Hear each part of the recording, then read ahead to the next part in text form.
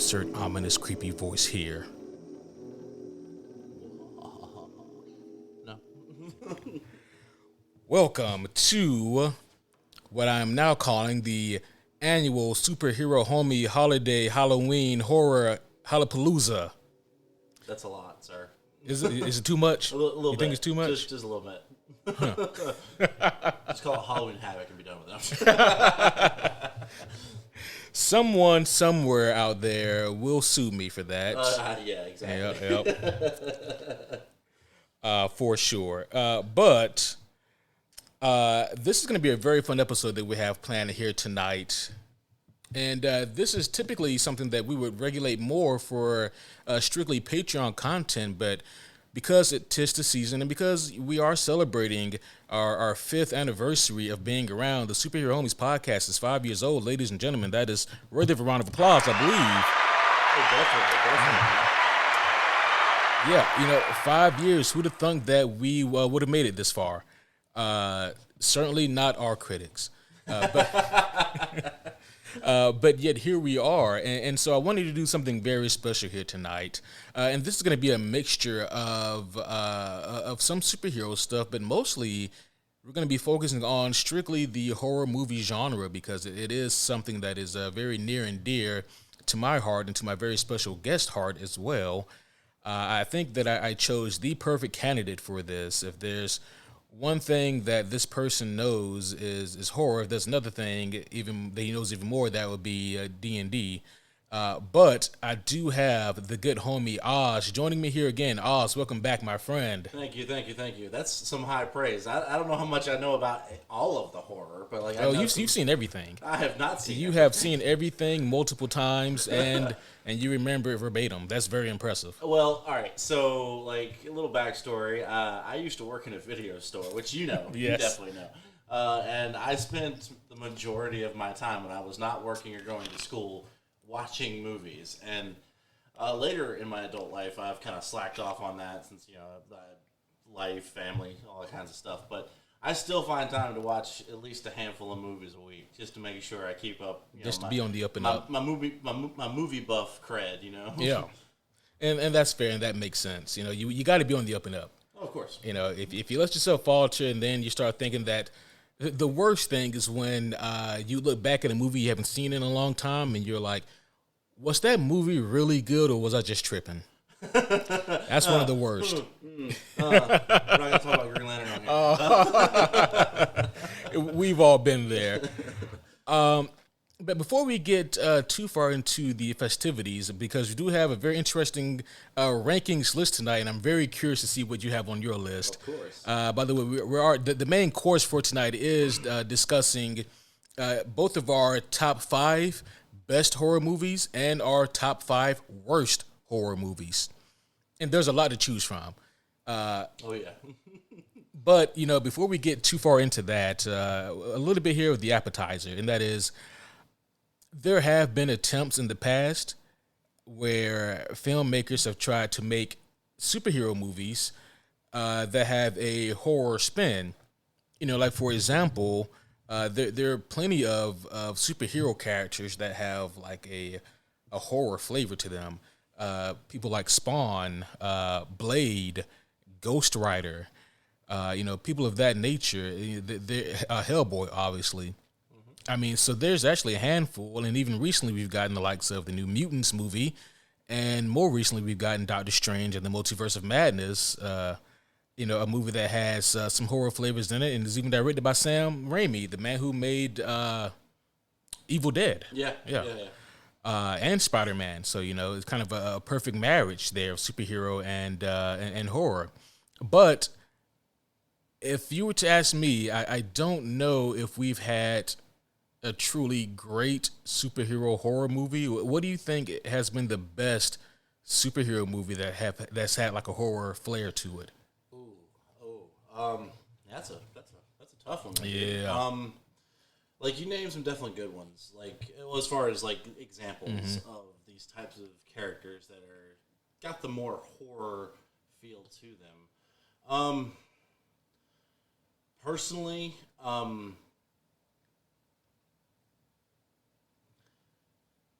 superhero movies in the early '90s and no, sorry, late '90s, early 2000s were not taken seriously a whole lot of the time, unless like you actually got a diehard fan making the movie, and so like movies like Spawn. While I had fond memories of that as a kid, however, that movie probably would not hold up very well. I haven't watched it in a long time. Don't do it. Let your childhood memory preserve. And I think that's what I'm gonna do. But like, I guess just for the lack of haven't seen as many lately. I'm gonna say the Multiverse of Madness is probably closer to a good horror style superhero movie, in my opinion. Yeah, man, Multiverse of Madness. I still really like that movie. I didn't enjoy it as much upon second viewing, but I still really like that movie a lot. And Wanda is the standout in that movie. Oh, of course. Yeah, and she's the one who brings the horror flair to it. She's just she does have a lot in common with a lot of what I call creature features. Yep. You know, in the sense that Wanda, she's unstoppable. She is full of rage and indignation, and there may or may not be some type of MacGuffin to stop Wanda. Something that uniquely can work on her and that can stop her, but you got to work your way to it and find it. Yeah. You have to run from Wanda because any attempt to stand and fight will probably end with your death. And there's even a point in Multiverse of Madness where it goes from her being like a creature feature type horror creature to a almost like a Carrie. Right. Yeah. Like, I was actually going to bring that up too because it's like it definitely had a lot of those like late '80s horror movie tropes of like her, just ripping things apart because she's mad and like she's got this deadpan look on her face, like crazed eyes, like. Yeah, it's just it was a good fun ride. I mean, maybe not the best superhero movie ever. No, of course not. Yeah, right. But like at the same time, for as far as pushing it as far as the horror genre goes, I think it was enjoyable. Yeah, me too. And again, Sam Raimi was just the perfect choice. I mean, the man who made the Spider-Man trilogy and Evil Dead. Yeah. He knows how to do both. The homie Caleb, actually, I asked him this off mic, and I believe, if I remember correctly, he said his answer would be The Crow. Oh God, yeah, yeah. Well, all right. So there. I guess it really crosses that line. Oh shit! I'm sorry. My answer was The Crow. His was Blade 2. Okay, Blade 2. Yeah, I can get that. But I guess to touch since your answer was The Crow. Like I'm very much kicking myself for not actually thinking of that movie at all. But also, I guess in my head, that is more of just a gothic superhero rather than a horror superhero, in my opinion. But at the same time, I can definitely see that, that dark grittiness that is, who the Crow is, especially like, Eric Draven. Like, coming from the dead. Right, yeah, like that makes some sense. But also, like, to me, I guess I need a little more... Yeah, the horror, right? Rather than the supernatural. That's true. But no, still great, and still, in my opinion, a decent movie. Like I watched that not too long ago, and I still enjoyed it. Yeah, it is a really great movie. Have you heard about the remake they're doing? I have, and so I guess it's. You don't sound enthusiastic. So I have my reservations about a lot of the remakes that we're getting nowadays because, like, it's almost like all the major popular movies from the late '80s, early '90s are getting remade, and I'm just like, how about you fix the ones that you messed up the first time? Like, I know the homie Caleb will agree. Aragon, like that'll be one. Give us that remake, please. Avatar: The Last Airbender, please give us that remake. Yeah. Those, like, we don't need, the, like, extra sequels or remakes, in my opinion. They're classics for a reason. Leave them be. Give us some new stuff. Like, give us the remakes that we deserve. There are rare occasions where the remake is better than the original. Very seldom. So I will say that, and this may be a mild spoiler for like a movie on my top 5 best, but one of those is actually a remake. Oh, yeah. Okay. But another one that I can say with no disregard is Scarface, the one that's written by Oliver Stone. That's a remake. The one with Al Pacino. Oh, really? Yeah. See, Yeah, I that- did yeah. not know that. Yeah, because that one is so good that People remember the people don't remake remember. before- Yeah. like there was nothing before. Right. But those are extremely rare cases where like the remakes are actually better Right. than the Yeah. original. But yeah, I do agree with you on like sequel-itis, like when like Hollywood just continues to pump out sequels. I still haven't seen the new Matrix movie. I'm I have. afraid. I have. Like the only saving grace that this had at all, in my opinion, was the little bit of nostalgia that it threw in there. But the rest of it was garbage. And I love Keanu Reeves. Yeah. You know this. Yeah. God, it was just such a bad movie. It was just bad. And it's so unfortunate because it's the Matrix. It is And the they got- iconic yeah. Matrix, especially Matrix 1. It was, Oh yeah. It was groundbreaking for so many things, like the movie making industry all in its whole. Like, Right. Oh God. Yeah, and then I can't bear myself to watch it. Yeah, like honestly, if you want to torture yourself for a couple hours, go ahead. But like, if you want a good Matrix movie, don't watch it. So, in my opinion, I still don't think that we've gotten a great superhero horror movie.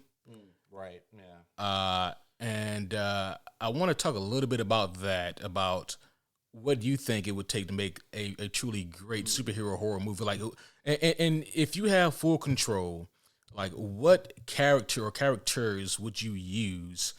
And what style of movie would you make this? Because when people think superhero, they inherently think it has to be action, but that's not inherently true. No, you're right.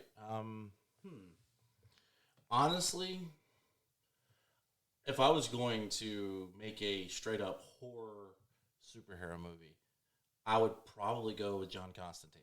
Oh yeah. I just think that for one, the source material already It's already horror. it's already horror. Yeah. But like that was the thing about Constantine. He was a human that was who just happened to have a connection to the war between heaven and hell. Right. And so, in my opinion, I just think that it would be one of those things. Like maybe even have I cannot remember her name. It starts with a Z. Zatanna. Yeah, Zatanna. Yes. Like have her kind of like cameo in it or something, or like be a part of it. But like I think that personally would be the character I would choose. I would definitely go darker than the early 2000s movie Keanu did. Reeves Don't get me movie, wrong, yeah. I still enjoy that movie. And again, Keanu Reeves fan. Right. But like, I think that you have all the makings with that source material as well as the overall setting for that to give a good horror feel to it.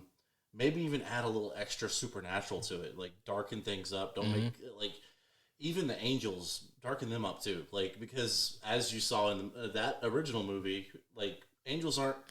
They're not nice guys. Say, lawful good doesn't mean lawful nice. Right.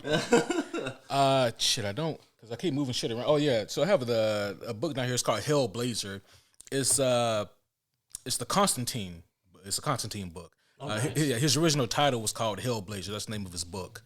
Written by one of my favorite writers, Garth Ennis. That one is, but that's that book kicks off with the story of him getting lung cancer from all the smoking. Right. Yeah. And that's obviously the inspiration for the movie we got in the early 2000s.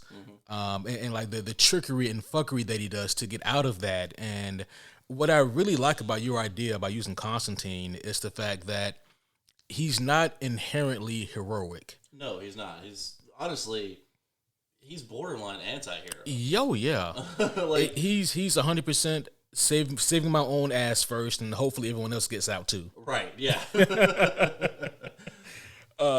And so, yeah, I think that'd be excellent. And because, like, if you ask me, one of the makings of a good horror movie is your threat has to make sense. In other words, they can abide by whatever rules that you want them to, but there has to be rules. Right. Exactly. Yeah. And then your protagonist has to be someone who we care about. And so many like random slasher flicks, we're watching to see the creative kills, not to see if Right. yeah. Matter of fact, one of my top movies on here is actually mostly for the creative kills. And so I think that with the Constantine movie, they can really lean into the horror elements, especially if they want to lean into his earlier days as a warlock. And because Constantine, he's just as likely to con his way out of a situation as he is to use magic. Right. And a lot of times he intertwines the two because making a lot of pack magic like he does in the form of a con, Yes. See, like, I have very little actual knowledge of Constantine other than the movie and a little bit from the show they came out with. Yeah. But, like, I like the idea of seeing him evolve into that powerful warlock. Right. And, like, in the early days, have him get his ass kicked by a bunch of evil shit. And, Yeah. like, that would be... And, of course, you got to throw a few jump scares in there, of course. But, like, I think what would really bring that movie to life to me is, like, something that makes you think. Yeah. Like, gets in your head. Because those are the scariest things to me. Right. Is, like, oh, God, this evil... kind of makes a little sense why it exists. Right. Oh shit! I want something like that, like something that'll like mind fuck you as well as give you that Sorry, hand gesture. The hand gesture there, folks. Hand gesture may or may not be appropriate for your children. This good old spaloosh. Skadoosh. But I think that some horror movies that, at least for me, that get me the most are the ones that it isn't the one with like necessarily the scariest looking creature or the most ominous threat, but it's about the reality of the nature. Like, what can I take away from this? I'll go ahead and say this because this movie isn't on my list, but it's one that Kevin and I covered recently on Patreon. A movie called Smile. You've probably seen. I have not seen the movie, but go ahead by all means. Okay, so I won't give you like any major details about it, but it's very much like The Ring or like Right.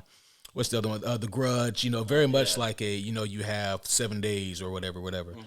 So it basically, just the quick plot synopsis for this movie is this woman. She is like a therapist or a psychiatrist who works with a lot of mentally unstable people. And this one girl comes into her office one day and she's freaking out because she saw her professor kill himself in front of her, and the professor was smiling ear to ear when he did it. And now, ever since then, that girl has been seeing this creature that sometimes takes the face of people that she knows, and other times this, just nasty ass creature, Right. And but it's tormenting her, and then. As the main character, she's thinking that this lady's, she probably just needs some talking to. She's probably disturbed from seeing this man kill himself in front of her.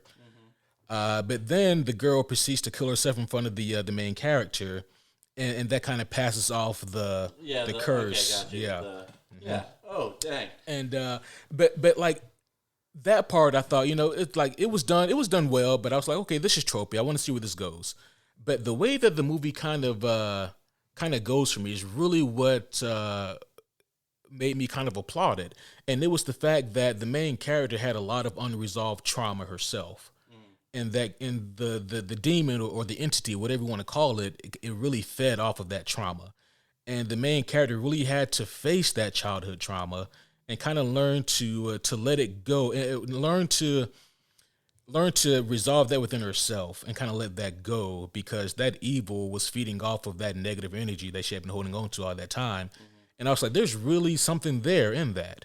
And I really dug that about that movie. It was a horror movie. I'm not saying that horror movies need to have messages or whatnot, but the fact that it did look at something that happens in reality. People do hold on to unresolved trauma that does result in bad energy or bad juju. Of course, yeah.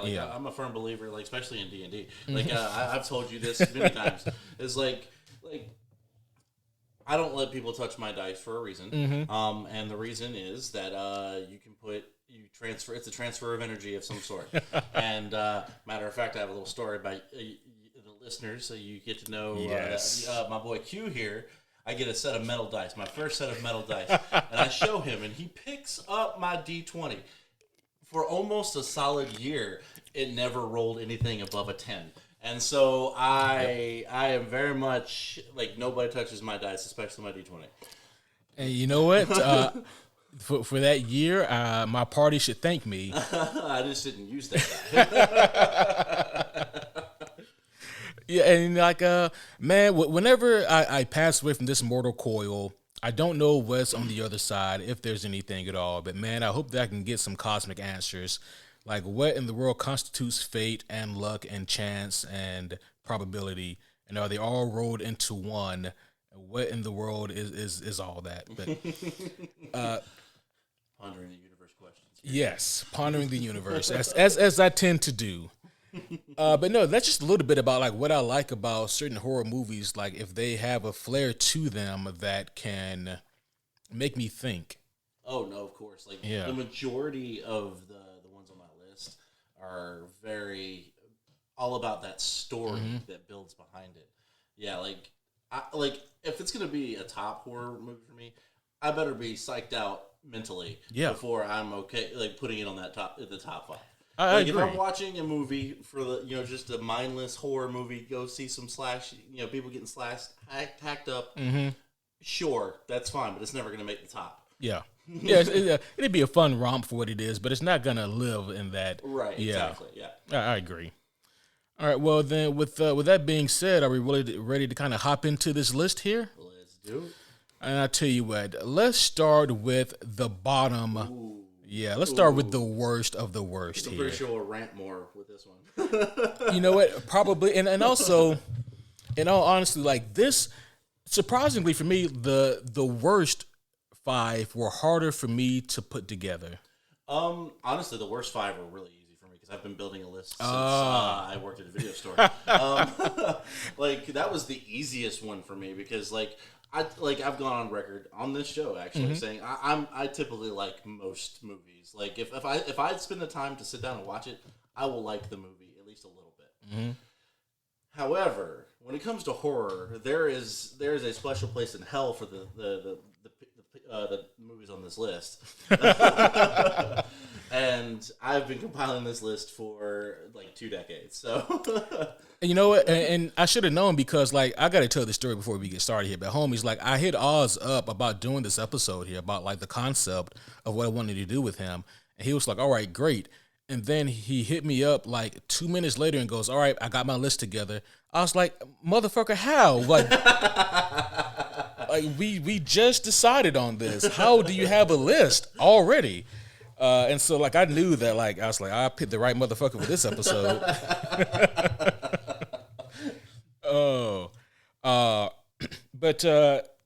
Yeah, so we'll go ahead and get started here. What is your number 5, Oz? number 5 gotcha. For the worst, yep. So I kind of lumped these movies together. It is the Saw franchise from 3 to the end. Does that include Spiral? I don't think I've seen that Okay. one. But like from the initial Jigsaw story and his followers, they should have stopped at 1, to be perfectly honest. Yeah. 2 is okay. I enjoyed 2. But anything like from 3 on, I could not stand. It literally became all about the gore, and the story was just repetitive. Like, oh, I'm just following in his footsteps to make people. No. What made Saw 1 so great was the unknown factor and the psychological game that Jigsaw was playing with his victims. I kind of felt like from 3 on that you lost that. Like it just became convoluted, watered down, and washed away with gore. And like we've talked about earlier, if it's just going to be a gore fest, Yeah. yeah. No, I'm in full agreement with you on that. I think the only reason that that maybe that is not on my list, spoiler alert, is just because I checked out after however many. Like I was going to do that after like I think there was this like I heard that they made Saw 5. It made Saw 5 and then Jigsaw, and then years later they made Spiral. Yeah, like I didn't even watch Jigsaw or Spiral, and I was like, you know what? I'm off today. I'm just gonna have a Saw marathon just to knock it out. Yeah. I was very disappointed by the way that went, and I was just like, I'm done.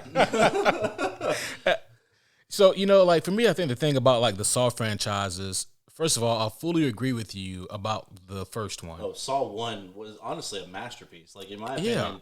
Oh my gosh. And I don't know if you have it in front of you, but wasn't that made by James Wan? That was like one of his first movies? I think so, yeah. Gotta Google that real just to do a quick Google search, yeah. Because like that's amazing to me because James Wan, his track record is all over the place. Like if you ask me. Yeah, James Wan. Yeah. Oh, he did Saw. Okay, yeah. So he was responsible for the first Saw movie.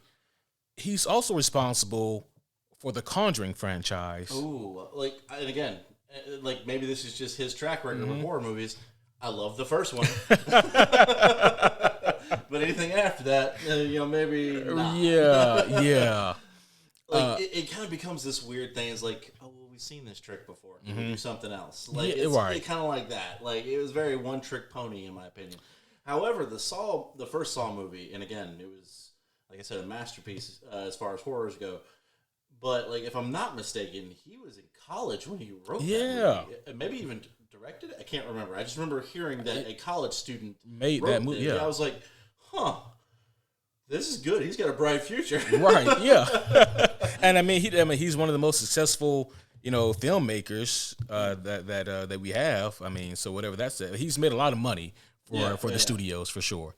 But yeah, with Saw 1 in particular, again, like I was saying earlier, it's one of those movies that makes you think because there is a crumb of reality there. Like there's a lot of people who aren't grateful for the lives they have, right? And sometimes they don't recognize it until that life is in danger of being taken, Like that concept is phenomenal. And like they probably could have made those movies better. Like I said, 2 wasn't bad in my opinion. It was just when they got to 3, they just lost me completely. And I was just like, eh. They forgot what the purpose was. Right. I think they were just making movies to make movies, which is a typical horror movie franchise trope. That falls on horror more than any other genre. Maybe really action is second. But I don't know. Sci-fi is pretty bad. That's true. But sci-fi is typically also more expensive than action. Unless they get made by Sci-Fi Channel. And oh my gosh. And then they spend like, all right, what's our budget? We got $3.75 today. We still can make this movie. Yeah, we can make it. Just to kind of touch a little bit more, like The Crow was a victim of that actually. Like sequelitis, yeah. Yeah, sequelitis, yeah. Like after the first Crow, like Eric Draven is the Crow to me. Yeah. You can't tell me otherwise, even though I know the comic is about multiple people. Yeah. I'm sorry. Like I tried to watch the second Crow, I was like, no, I'm good. Yeah. If it's not Brandon Lee, I ain't watching it. Yeah. My number 5. Oh, you forgot who it was on it? Oh, shit. And I looked at the name and it just made me laugh. And I think that it'll make you and a lot of the homies laugh too. Oh, nice. My number 5 is The Wicker Man.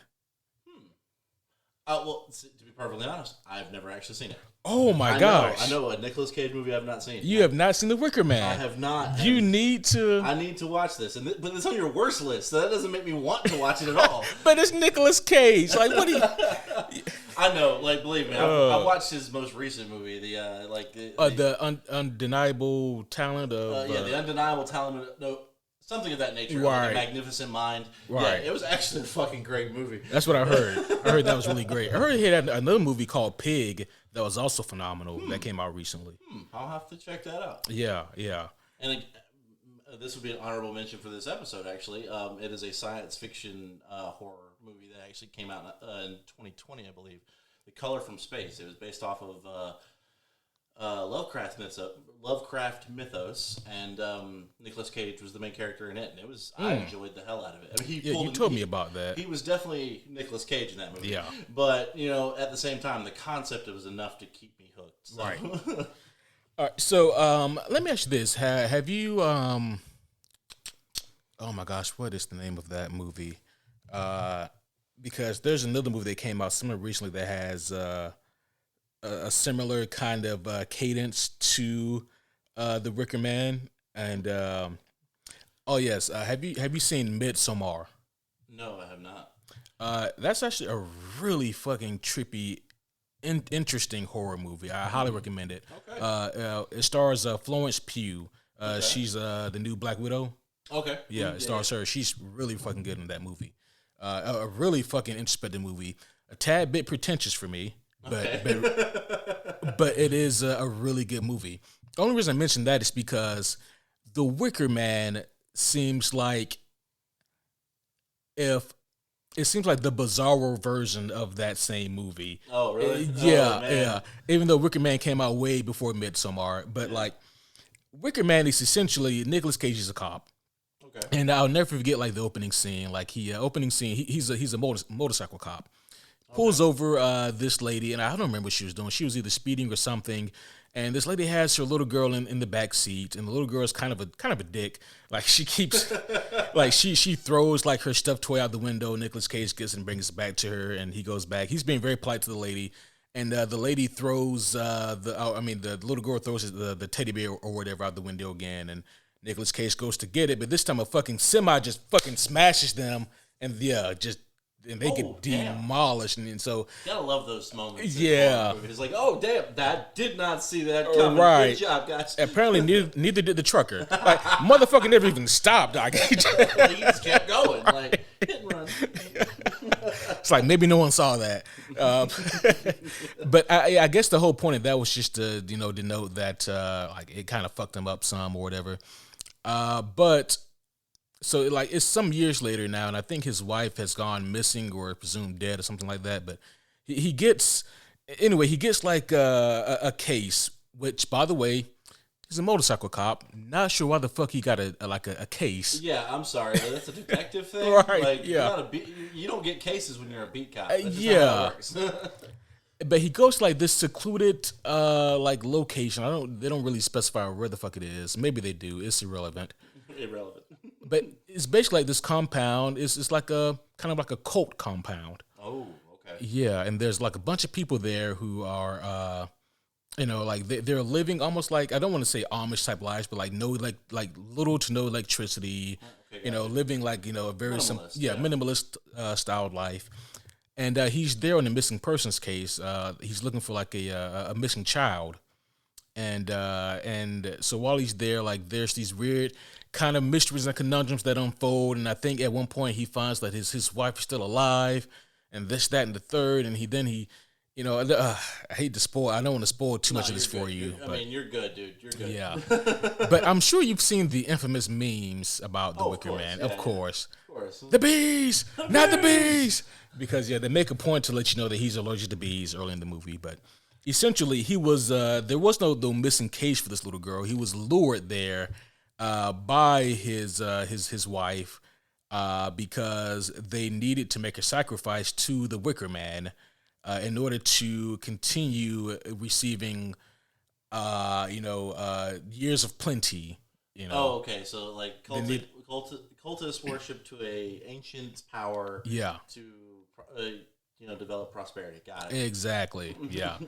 And like and Nicolas Cage is just the best and the worst part of this movie. Well, and see that's the case with Nicolas Cage. It is. I love the man. Like the majority of the time, I just have to laugh, but at the same time, I do love this actor. Mm-hmm. Like he is over the top. He's crazy. You kind of know what you're gonna get going in. Yeah, like, you do. If you know he's in the movie, just expect him to go, like crazy-eyed and start screaming for no reason. Yeah. I would never forget, there was one hilarious part in the movie that was not intended to be hilarious, which is some of the funniest moments. Of course. But he starts to realize that these people are fucking around with him. Like, they're yanking his chain, and they're not being upright. And there's this one woman, she might have been like a school teacher there. Sure. And she goes to like approach him. Nicolas Cage karate kicks the fuck out of her, and she goes flying and smashes into a wall. Oh my god! Like, that's phenomenal, actually. And I'm like, where the fuck did that come from?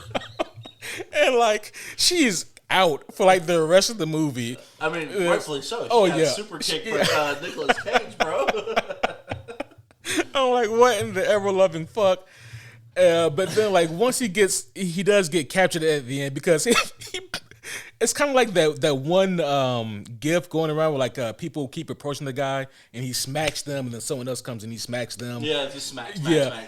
Nicolas Cage kind of does that in this movie. Like, he just karate kicks and punches like the entire compound.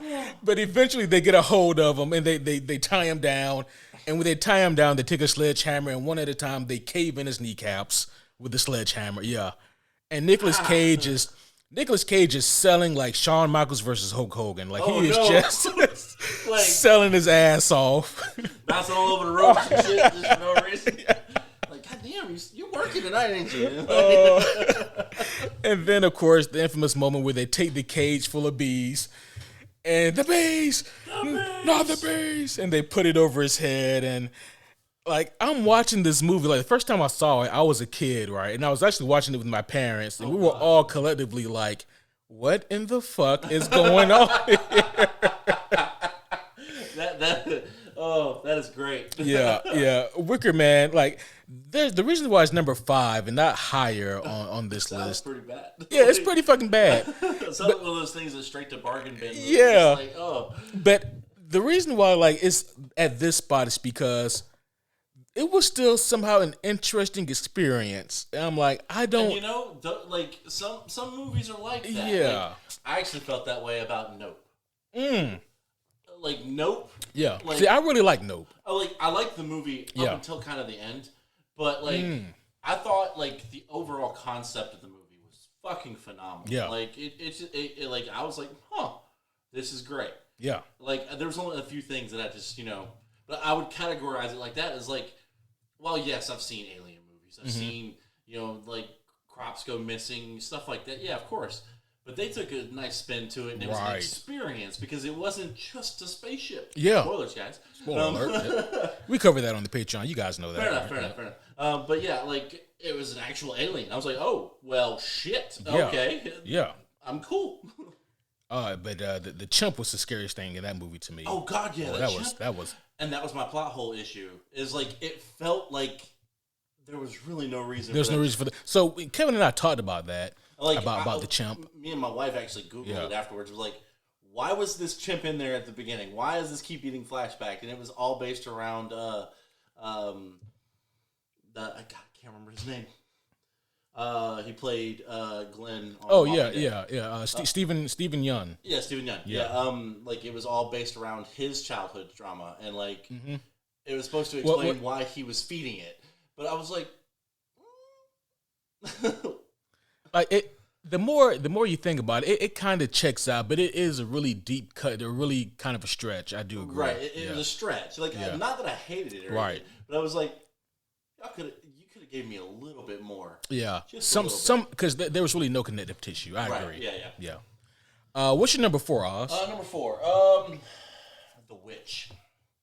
So that's an interesting choice. I have not seen it, but I've heard conflicting things about it. I've heard that it's either phenomenal or is... So my personal opinions on it are, it's in a way, it is the negative depiction of what a actual witch is. I know plenty of Wiccans and stuff like that. And like, this story to me was told from the perspective of the way that mainstream society viewed a witch, like back in the Salem witch hunt days. And that is probably the furthest thing from the truth. But like, I thought maybe it was one of those things where it was going to be, this is what it is to a point, and then they correct it, but they never corrected it, and it fell super flat for me. And I was just like, so this is just more anti-witch propaganda. Way to go, guys.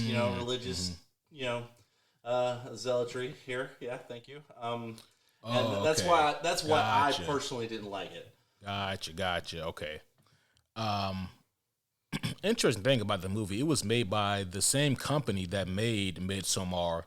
That company is called A24. They make a lot of very interesting horror movies. That's all they do. Okay. And they have a very interesting flavor and style. But yeah, don't get me wrong, the visuals were great. I will give them that. The visuals were phenomenal in that movie. But it's the fact that their depiction of witches is what you didn't like. Yeah, it was that. Like, I guess You didn't like the. if they would have called it crone, I would have been completely cool with it. Gotcha. Or like or hag or something like Yeah. that. I'd have been cool with it. But I guess it was just that one detail. They called it a witch, and I'm just like, we're in the 21st century, guys. Come on, like y'all know these religions are out there and exist and are. I guess it's just my personal opinions. Yeah, and I get that. So, because I haven't seen the movie, but like their depiction of witches is it just more like bubble, toil and trouble type witch, or Kinda. It's like they're just depicted as like evil entities versus something that's more. So it's they put them out there as like satanic, devil worshipping, okay. and like it's like this one I kind of checked out part of the way through because of how much I just like I was like Yeah, but like it was just one of those things. I was just like, okay, open your eyes, people. Like these religions are not as bad as this movie's making it out. I understand the concept behind it because back in those days, people they feared what they couldn't explain, right? And so they came up with a reason, like their own definition of what a witch is, and I would, like I said, if they would have called it a crone or a hag, I would have been 100% okay with it. I might have enjoyed it a little bit more. Gotcha. But like, yeah, it just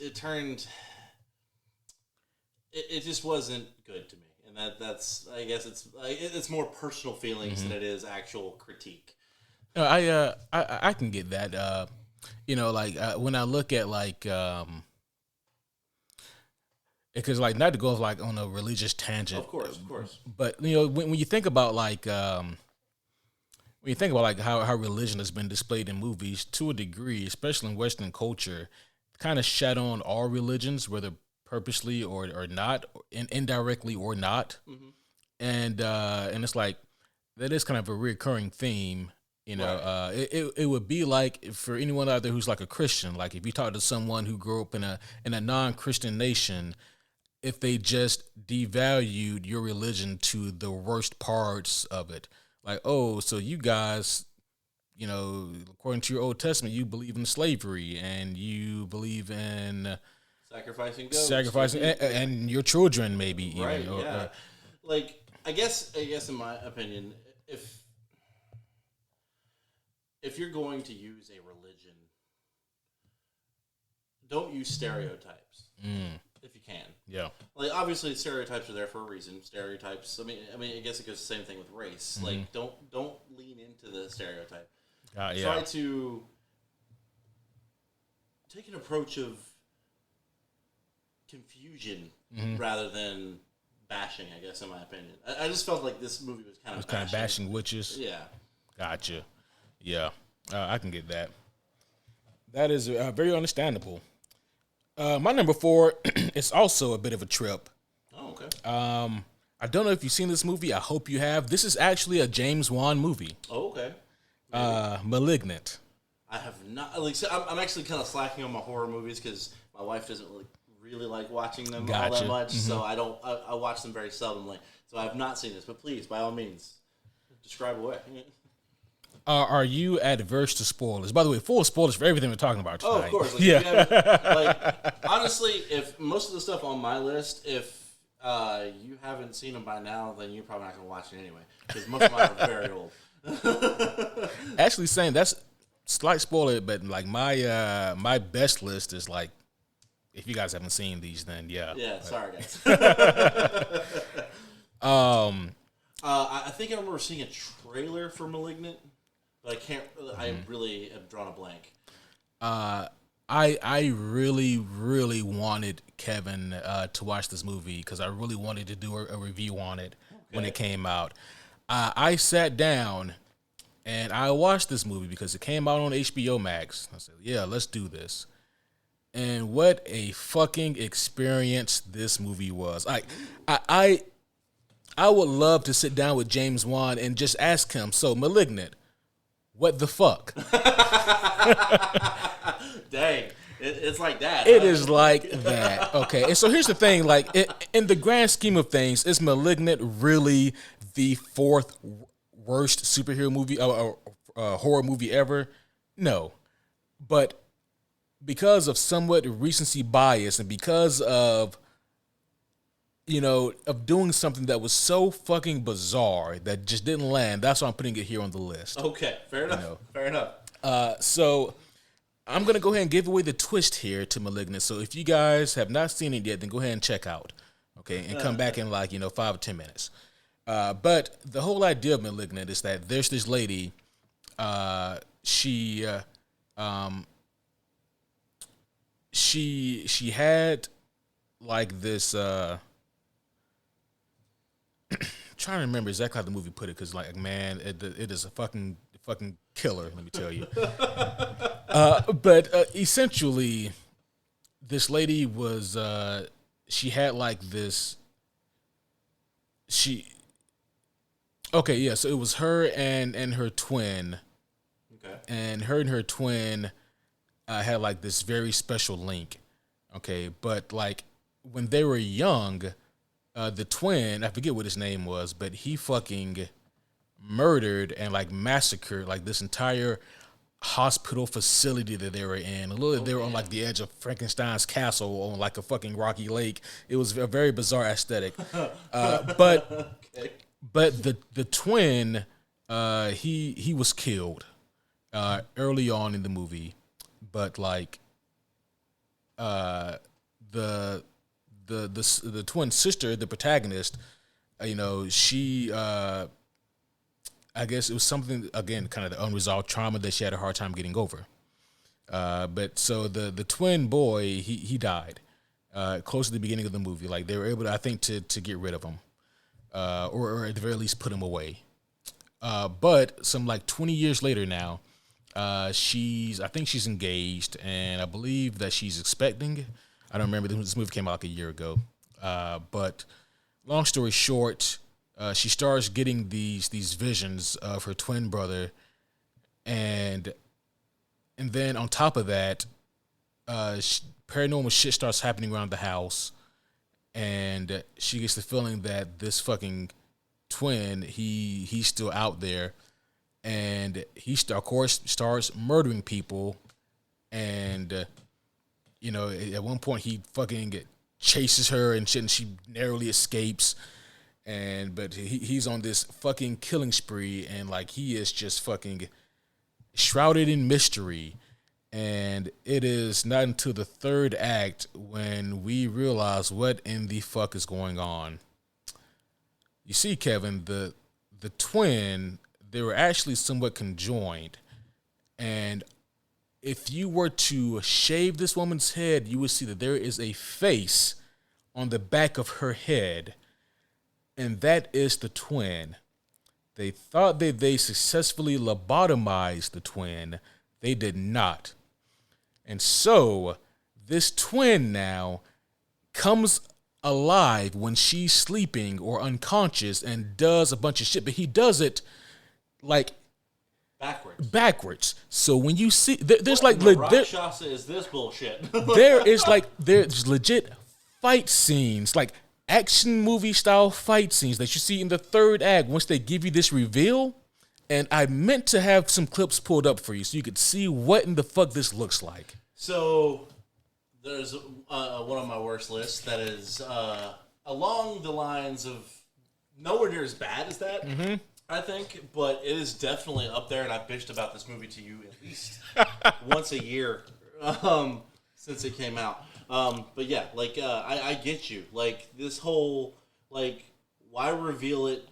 Like I don't know. Like it was attached to the back of the head. To the back of the head. And so they fight scenes. Yes, they share a body. So like when they fight, technically he's doing behind the and and it looks fucking ridiculous. And I'm like, what in the fuck is going on? So like, he kills like an entire police station full of people in like a ridiculous, he's fucking amazing. He's like Daredevil, Nightwing style acrobatics.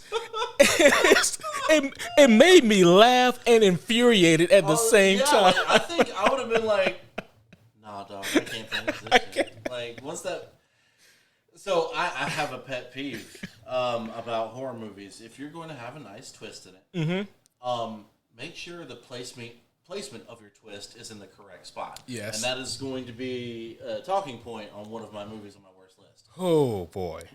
Well, that is all I have to say about *Malignant*. Homies, seriously, guys. Like, this is one of those movies, again, if you haven't seen it, I hate to do it, but watch it. You know what? At this point, it's a courtesy watch. Just Yeah, humor me and yourself and watch it. Just go into it with an open mind. Yeah. What is your number 3? Number 3. Okay. So number 3, and this is the one I was talking about, is The Village. Oh my gosh.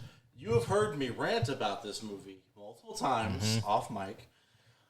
This movie, directed by M. Night Shyamalan, which I do enjoy some of his movies, but it's literally hit or miss with him, whether it's going to be good or not.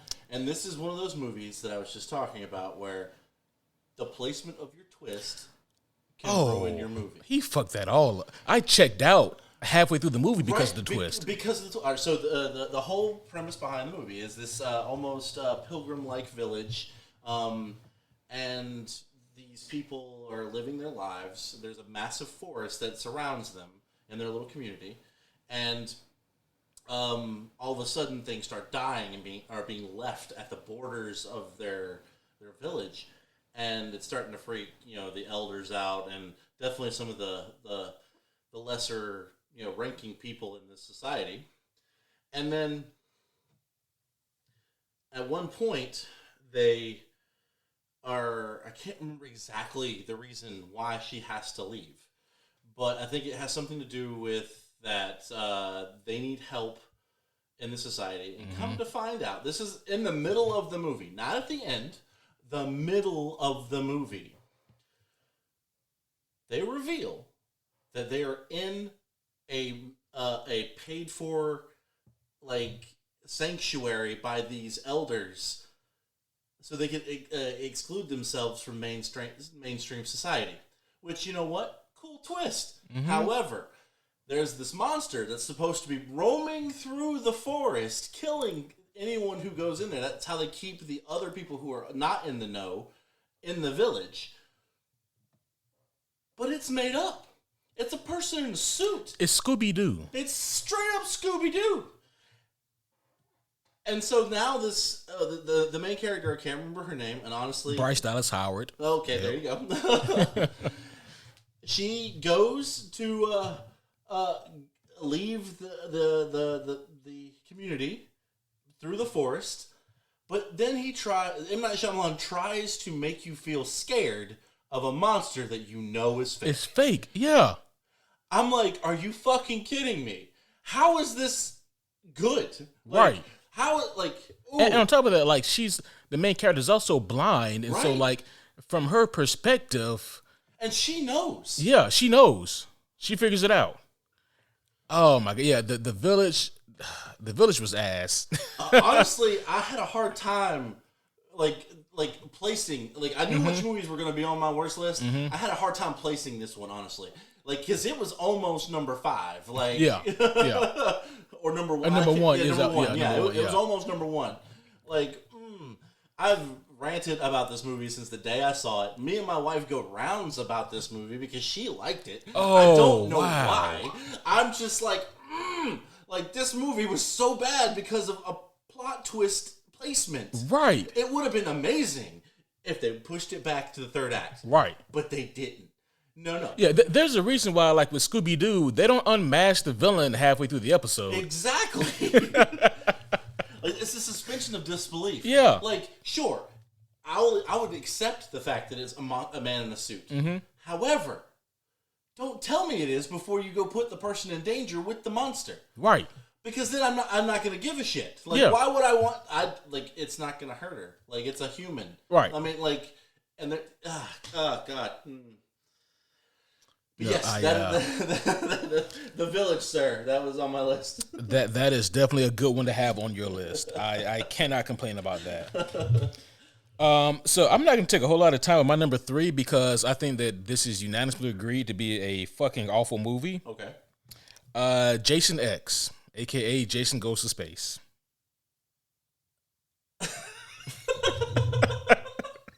Okay, I do have a little bit to say. Uh-huh. This was my first official Jason movie. Holy shit! You are shitting me. No, I'm not. I'm not. Because, like, growing up, like, I was super scared of, like, Chucky, so I was not going to watch, like, an actual serial killer. But, yeah, that was my first Jason, Friday the 13th movie. But, yeah. It was probably your last. No. I watched I definitely watched the first one. And I think you got to watch the first and the second one. In my opinion, are the only two worth a damn. Fair enough. The first one was great. It was his mom, 100%. But like, I guess the reason why I was okay with this movie is because when I saw it, I knew no better, and it was in outer space, and I like Star Wars. Oh but my I was a kid. gosh. I was a kid. Okay, I was a kid. I'm not saying I would like it now. I'm just saying, like, when I watched it, I liked it as a kid, but circumstances. It was naivety.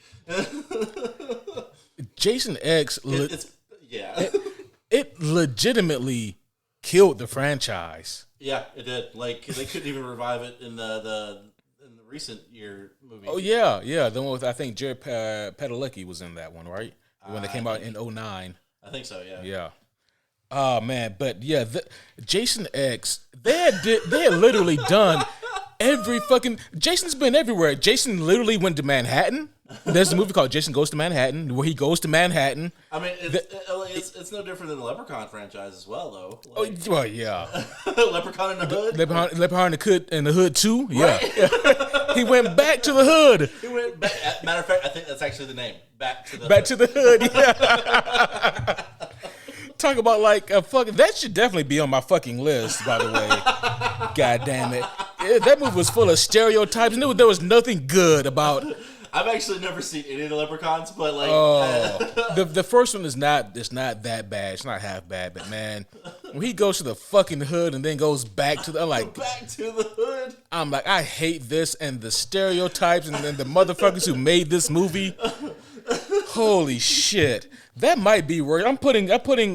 That's a tie for third place for Jason X. Welcome. But yeah, Jason X is just it's awful, just awful because it's awful. Yeah, it's pretty. Like, honestly, like, looking back on my memories of it, I'm like, yeah, that's pretty bad. Like, yeah.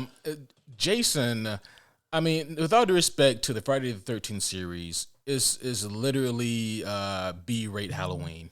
He is, and honestly, he's definitely a one-trick pony too. He's not even like, at least with Michael Myers, he has a kind of a decent backstory. He has a decent backstory, and he has a protagonist. Right, exactly. Yeah. And Jason literally just shows up and just machetes a motherfucker. He hates the hockey mask. He hates when teenagers have sex. I mean, come on, bro. He's the ultimate cock block, is what he is. Yeah, no, you're right. You're right.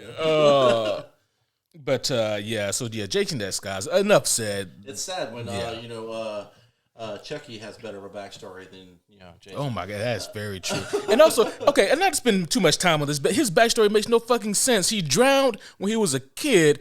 How does he come back as like a full grown ass zombie man? I know, right? Like, fuck that shit. Like, no, like, he's not coming back as a zombie. No, he comes back as a fucking ghost at most. Yeah. Like, come on now. And if you want to bring back like the decomposed zombie body, he'd be a little boy. Right? He wouldn't be little boy. Not a full grown man in a hockey mask. Right.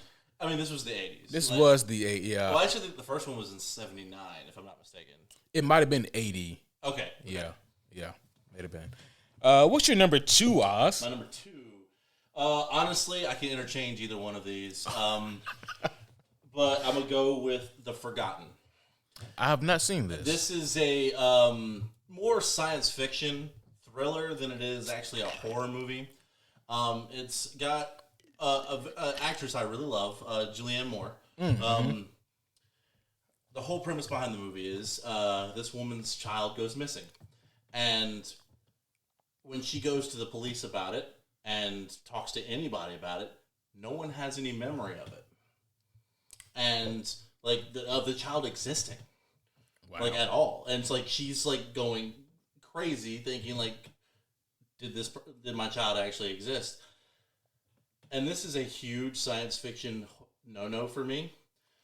Do not make this massively mystery filled movie, the end result being aliens. Oh my gosh. That is the worst it's science a fiction lazy trope. Twist. It is so lazy. Oh my god, like the knowing. That's what came to my mind when you said that. No, like The Forgotten was the first movie I ever saw do this, like truly, and I was just like, it's aliens who took her kid and erased everybody's memories. Fuck you. Yeah, fuck you. Yeah. Like no, like, but yeah, that was like I went on a first date to see this movie. Oh my god, it was horrible. And I had to pretend I liked it because my date did. Oh, that's the worst. I mean, I was in high school. Yeah. But yeah, aliens, man. They're like, okay, what do we do for the twist, guys? Aliens. Like, give me a movie about aliens and I'm down all day long. But you do not make the twist at the end be fucking aliens. God. Does the same go for Indiana Jones and the Crystal Skull? Yes. Like, I liked the movie up until then. Like, I was like, fucking aliens, man. Yeah. Like, don't give me that trope, guys. I can't stand it. Like, it is honestly, I think it's my most hated trope ever. Because you know what? It's never been done successfully. Like, there is a way that you can set it up and have it be a successful payoff. Like, if there are breadcrumbs along the way, right? Like, if you can look back and be like, "Holy shit, that makes sense." That makes sense. Yeah. But no, it's always this super mystery of like maybe a cult is doing this, or maybe she's living in a simulation, right? Or some shit like that. No. Fucking aliens. I will give this movie one thing. It had a very creative moment in it where she's in her old house, where like she is looking at her child's bedroom that has been like it's empty, like it's not a child's bedroom, so everything was erased. She pulls back the wallpaper and it's painted like her son's room. So she starts figuring it out, and like at that moment, a cop comes in and goes to shoot her, but then gets snatched into the sky by an invisible force. It was a cool moment. I still hated it. Yeah. Oh my god. But it was a cool moment. Yeah. It was just really bad. Like I can't. Yeah. Like, unless it's a straight up alien movie, I've never seen the alien reveal actually work. No, not really. No, not in like a horror sci-fi movie. My number two. Wow, man. Okay, so what I'm about to say, my number two is a franchise movie. Ooh. This is it the whole franchise or just the one? No, just the one in exchange. And if I'm being objective, this may not be the worst movie in the franchise, but it is the most offensive, and it is the most recent. Halloween Ends, the last and latest Halloween movie. See, I will honestly admit I know of Halloween and Michael Myers, but I've never seen a single one. It's one of my favorite horror franchises. Like I've heard it's amazing. Yeah. I just never got around to sitting down and watch it. I've seen, Nightmare on Elm Street, and a lot of, especially Child's Play. That was a big one for me. But I never got into Halloween. Halloween, man, it's so fantastic. Like I love John Carpenter. He's the man. Yeah, definitely. But man, so let me say this: Halloween 2018, when it came out, I thought that it was a tremendous resurgence for Halloween, because what it does is it basically takes all the Halloween movies that came out after the first one and says none of those exist.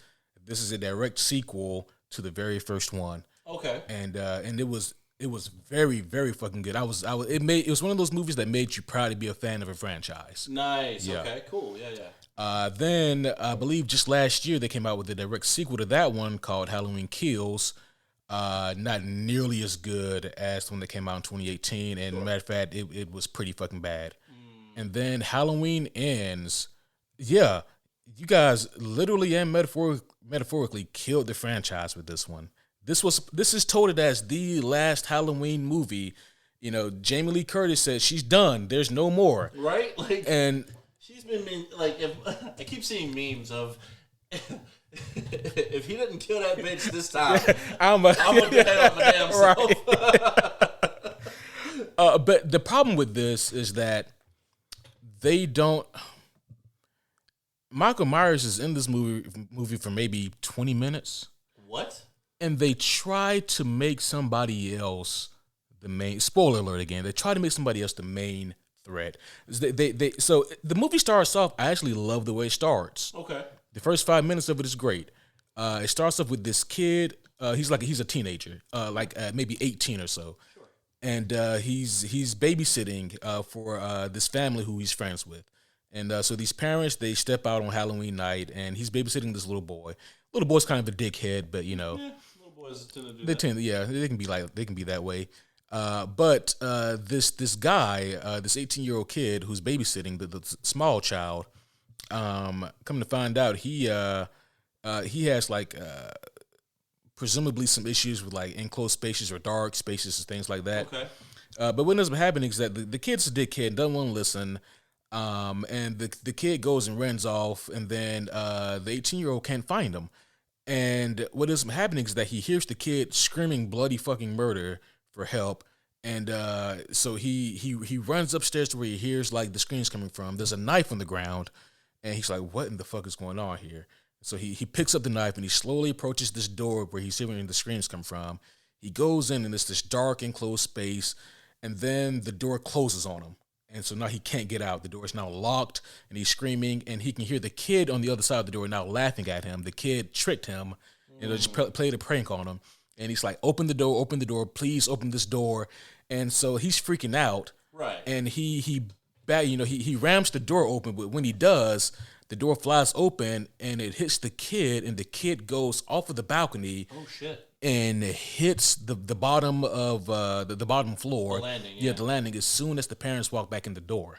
Oh, and then the 18-year-old walks out and looks down, and he has this knife in his hand. Oh, Jesus Christ. And the kid is on the ground. Right, yeah. And so I love this setup. I don't know where it's going, but I like this. Like that's a hell of a setup, because it just gives that implication that the older brother intentionally did it. Right. And that sounds awesome. Like I would be intrigued after that. Right. I was like, where are they going with this, and how are they going to tie this into Michael Myers? Like, is he gonna see like his own like grief in Michael? Like, is he gonna face off with Michael? Like, what's gonna happen here? No, what ends up happening is that we panned by 4 years later, and he got off. You know, he didn't go to jail because it was accident. He didn't even get hit with manslaughter. It was an accidental thing. The mother still fucking hates his guts, obviously. Of course, yeah. Understandably so. You know, like there's nothing you can do about that. But the only redeemable character in this movie is Jamie Lee Curtis, but she does not get nearly enough screen time. Her granddaughter gets a lot of screen time, and she's just a plot device. And she falls in love with the kid, with the 18-year-old. And the 18-year-old, he's being bullied by some other assholes, and he ends up killing them. Or he actually, no, before that happens, he gets bullied by these other kids, and he falls into like this sewer grated area. And then that's where he finds Michael Myers, who's been hiding, I guess, for 4 years. And Michael Myers grabs him by the throat and looks him in the eye, and then he lets him go. Because I guess Michael Myers can see the same evil in him that's in Michael himself. And then after a while, the kid starts being like an avatar for Michael, starts bringing people down there for him and Michael to kill together. Like I said, I've never seen any of them, but doesn't that kind of defeat the purpose of Michael Myers? He's really much I kill gets in my way of my goal. That's what if it's not Jamie Lee Curtis, he's just gonna kill it to get out of its way. Oh yeah, like he doesn't care. He doesn't give a shit. And then like they committed like in my mind one of the most atrocious sins, and that is that at one point they have this guy. We don't even know why. We don't get a reason. We see him like fighting with Michael Myers in the sewer, and he gets the upper hand and takes Michael's mask. and then he tries to assume the role of Michael Myers as he kills the kids that bullied him, and he goes after Jamie Lee Curtis for fucking reasons. Yeah. Are they trying to revitalize the even if they were, the kid gets fucking killed anyway. Yeah, fuck that. Yeah, no. And then at the very end, we get a tacked on fight between Michael and Laurie, Jamie Lee Curtis's character. And I'm like, well, this doesn't mean anything now. Yeah, exactly. Oh, God. Like, that just makes me not want to watch any of them. Yeah. Like, I've already haven't watched them up until this point. Makes me not want to watch it at all. It was awful. I'm like, I don't see how people like this movie. I mean, most people, I think, tend to hate it. But the fact that there's anyone who likes this movie, yeah. Unfortunately, I think about most movies, there's always going to be someone who likes at least 1 to 2 people. But they still like it. Yeah, and I'm like, you and your opinions can fuck off then, because before you give me your number one, Oz, do you have any honorable mentions that could have made your worst list? Ooh, actually, I mean, like you can name a laundry list of them, but like honestly, none that were bad enough to fully make the list. Gotcha. All right. I'll go ahead and say this. I do have a few honorable mentions. Mine was another Halloween movie, Halloween Resurrection. I heard that was horrible. It was fucking awful. That's the one where Michael Myers gets beat up by Busta Rhymes. Enough said. And I have anything made by Rob Zombie. I hate all of his movies. The Devil's Rejects wasn't that bad. It was to me. Like, the other movies I get, but I didn't think Devil's Rejects was that bad. All his movies are the same. All his characters are the same. Well, I mean, that's a fair point. But, yeah, it's not for me. Yeah. What's your number one, Oz? My number one, like I said, this could have interchanged with The Forgotten, but I think this won out because it was I felt the weakest story I have ever fucking heard in a fucking movie. It's called Dark Water. It came out in 2005, and it has Jennifer Connelly in it. Okay. It did go to theaters. However, I don't think anybody watched it. I will say, so the premise behind this movie is this woman moves into this apartment building with her daughter.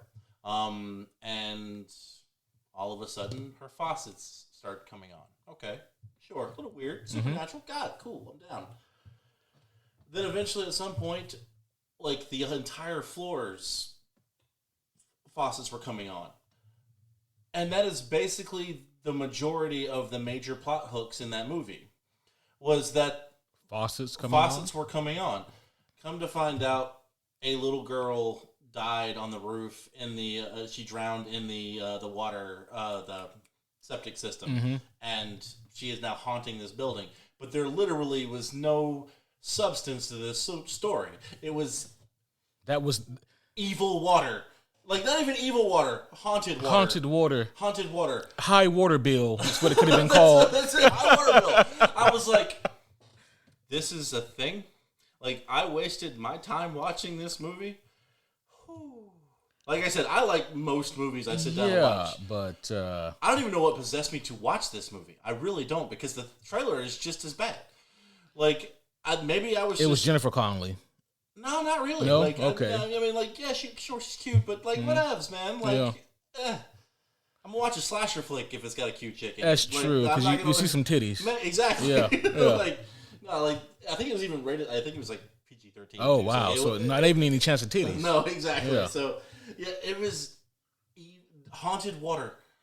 That was the premise behind the movie. There was no real danger in the entire movie. So what was the resolution? Just discovering was the discovery that it was haunted by a little girl? Essentially, yeah. They found out that they actually found the skeleton. They removed the remains, and everything stopped. Oh, Jesus Christ! Yeah. Like, not even salting the bones, not burning them. Nothing. That's something that works best. It's like an episode of The Twilight Zone, right? Yeah. Yeah, that is like 100. Like, not even. Like, I would still probably, like, not want to watch that episode, right. But, like, if I'm a fan of the Twilight Zone, I'll watch it and be like, oh shit, that was shit. Not watching that again. Right. But I'm saying, like, even if they condensed it down to like a 30-minute episode, it still wouldn't be enough. No. I think I still hate it. like I said, this movie. Like, I've ranted to Kay about it because we watched it together with my wife, and like, oh my god, it was just haunted water. Like, that was it. Like, and they didn't even do anything fun with the water. It just, shit turned on and started flooding a little bit. Yeah, That's it. And I get, like, a lot of horror movies have low budgets, but my gosh, that's just lazy. All filmed in an apartment building. Like, the whole movie, they didn't really leave the apartment building. Yeah, that sounds awful. It's fucking atrocious. Jesus. What's your number one, my man? So my number one is similar to something you did earlier. Okay. I have written down, my number one is Resident Evil, in parentheses, all of it. Oh, no. So when I say all of it, I mean all of the movies, the Netflix movie, or whatever platform the movie came out on, and the Netflix TV show. It is all fucking garbage. You didn't like the first one at least? Not There at all? is nothing good about any live action Resident Evil. The best live action Resident Evil are the cutscenes from Resident Evil 1. That is... And I'm referring to the video game, folks. I didn't mind the first Resident Evil. Like, I watched most of them too. I thought Afterlife was pretty good because they brought Wesker in. I thought that was kind of fun. In the cheesiest fucking fashion. True. It was cool to see him on screen though. I can see him on a video game and he's much cooler. That's true. That's very true. No, I get you. And this just goes back to that, like, I like everything. But, like, I see why you would say that, though, like, for real. It's like, as a fan of the video games, I'm like, nothing has even come close to capturing the essence of Resident Evil. Because the thing about Resident Evil is that most of them present, like, it's too late and like there's an outbreak and like the world is now in ruins. The whole thing about Resident Evil, at least like the good ones, is that like it's about preventing it from getting that far. Right, yeah. And I'm like the first one, the first game and the second game and even the third game and the fourth game, like all of those are easy layups for movies. The first game is literally a haunted house. How do you fuck that up? They wanted to tell a different story. Oh, the other one is going on. Fuck's sake. and then the second one, you have the rookie cop, and then you have the young girl who's looking for her brother, who's also a cop. How do you fuck that up? It's those two in a town that has been ravaged by this virus that has been unleashed by this evil medical corporation. Something that honestly. Not too far of a stretch. I believe it could happen. Yeah, like that's some bullshit. Right. Maybe not to the not to the extent, but yeah. Yeah. And so I'm like, the fact that none of these movies or the TV show could capture the basic essence of Resident Evil. I mean, let alone the characters. Like, none of the movies captured the essence of the characters either. Yeah, honestly, when I saw Jill Valentine for the first time in the second one, yeah. I was just like, what? Right. I was like did you really have to put her in that outfit? Oh, you're right. There was no point. There was no reason for that. No, not at all. Yeah, so for that reason, Resident Evil franchise, all of it is my number one. What a goddamn shame. And also, very little of it even tried to be horror. That's true. Like, I think there was a few moments where they'll like do the zombie walk shuffle. Yeah. But that's about it. Like, honestly, I've seen episodes of The Walking Dead would be a million times scarier than any of those movies. Agreed. Agreed. Do you have anything else about like the shitty horror movies before we move on to like the good ones? The good ones, not really. Like, and again, it's mostly about tropes and personal feelings for me. Mm-hmm. Like, if I can't fully connect with the movie in any way, I just hate it. Like, because horror is like one of those genres. Like, either I love it or I hate it. Yeah. Like, I've like for the most part, I'm pretty neutral on a lot of movies because I like seeing people's perspective on different things. But when it comes to horror, you're watching it, you kind of want to be scared at least a little bit, or at least have a very compelling and fucked up story that makes me want to maybe burrow my eyes out afterwards or something. Like, give me something. Yeah. But if it's evil water or aliens, y'all can go fuck yourselves. Yeah, like the horror movies, they come in abundance, and I think one reason is because they're cheap. They are cheap to make. Yeah. And also because they're easy to formulate. Like, you can make a horror movie that's about nothing. You know, I mean, hell, there's an unlimited number of those on Netflix that you guys can watch right now. Oh, of course, 100%. Yeah, and you can go on I think it's Sci-Fi. They'll definitely throw a horror movie at you at least once a week. Oh yeah, at minimum. At minimum, yeah, yeah. They'll call it horror, but I mean it's horror because of how bad it is. I guess it is scary how bad a movie can be. You can't even call it a B flick. It's like maybe a Z flick. Yeah, like was this made by high school or grad students? Like who made this? So we've hinted a little bit about what makes a good horror movie, but for me it's not just a movie that has effective scares, but it's about atmosphere. Oh, of course. Yeah, 100%. It's about tension as well. Like, how can you build that tension? Sorry, I have a joke. One of my movies. Continue. It's about also something that's overlooked way too many times with horror movies is the protagonist. Do you have a protagonist that we want to root for? And if it's a creature feature, is your creature cool and does it make sense? Right? Yeah. Right? Yeah. Yeah, there's some honorable mentions I can give. I didn't really care for the movie, but the creature was cool as shit. Yeah. Oh yeah. Yeah. Jeepers Creepers is on that list for me. You know what? Jeepers Creepers for me could be on either list. Right? Because it's it's good. But it's bad, yeah. And Jeepers Creepers, not to go off on a tangent before we get started here, but it's that's one of those movies that has so much potential to be good. Oh God, yeah, it did. It's got so much potential, but they've been getting worse. Have you seen the new one? There's a new one? It just came out. I'm sorry. I stopped watching after 2. How many are there? This is number 3 or 4, I think. I think it's number 4. Okay. Yeah. Yeah. Whew. But yeah, I like. What's the creature's name called again? Is he just the? I thought it was. Is it Scarecrow? No, that's not right either. No. I know he portrays the Scarecrow in the second one. Yeah, honestly, I don't even remember. Me either. But I love the idea of that creature. Oh God, yeah. There are so many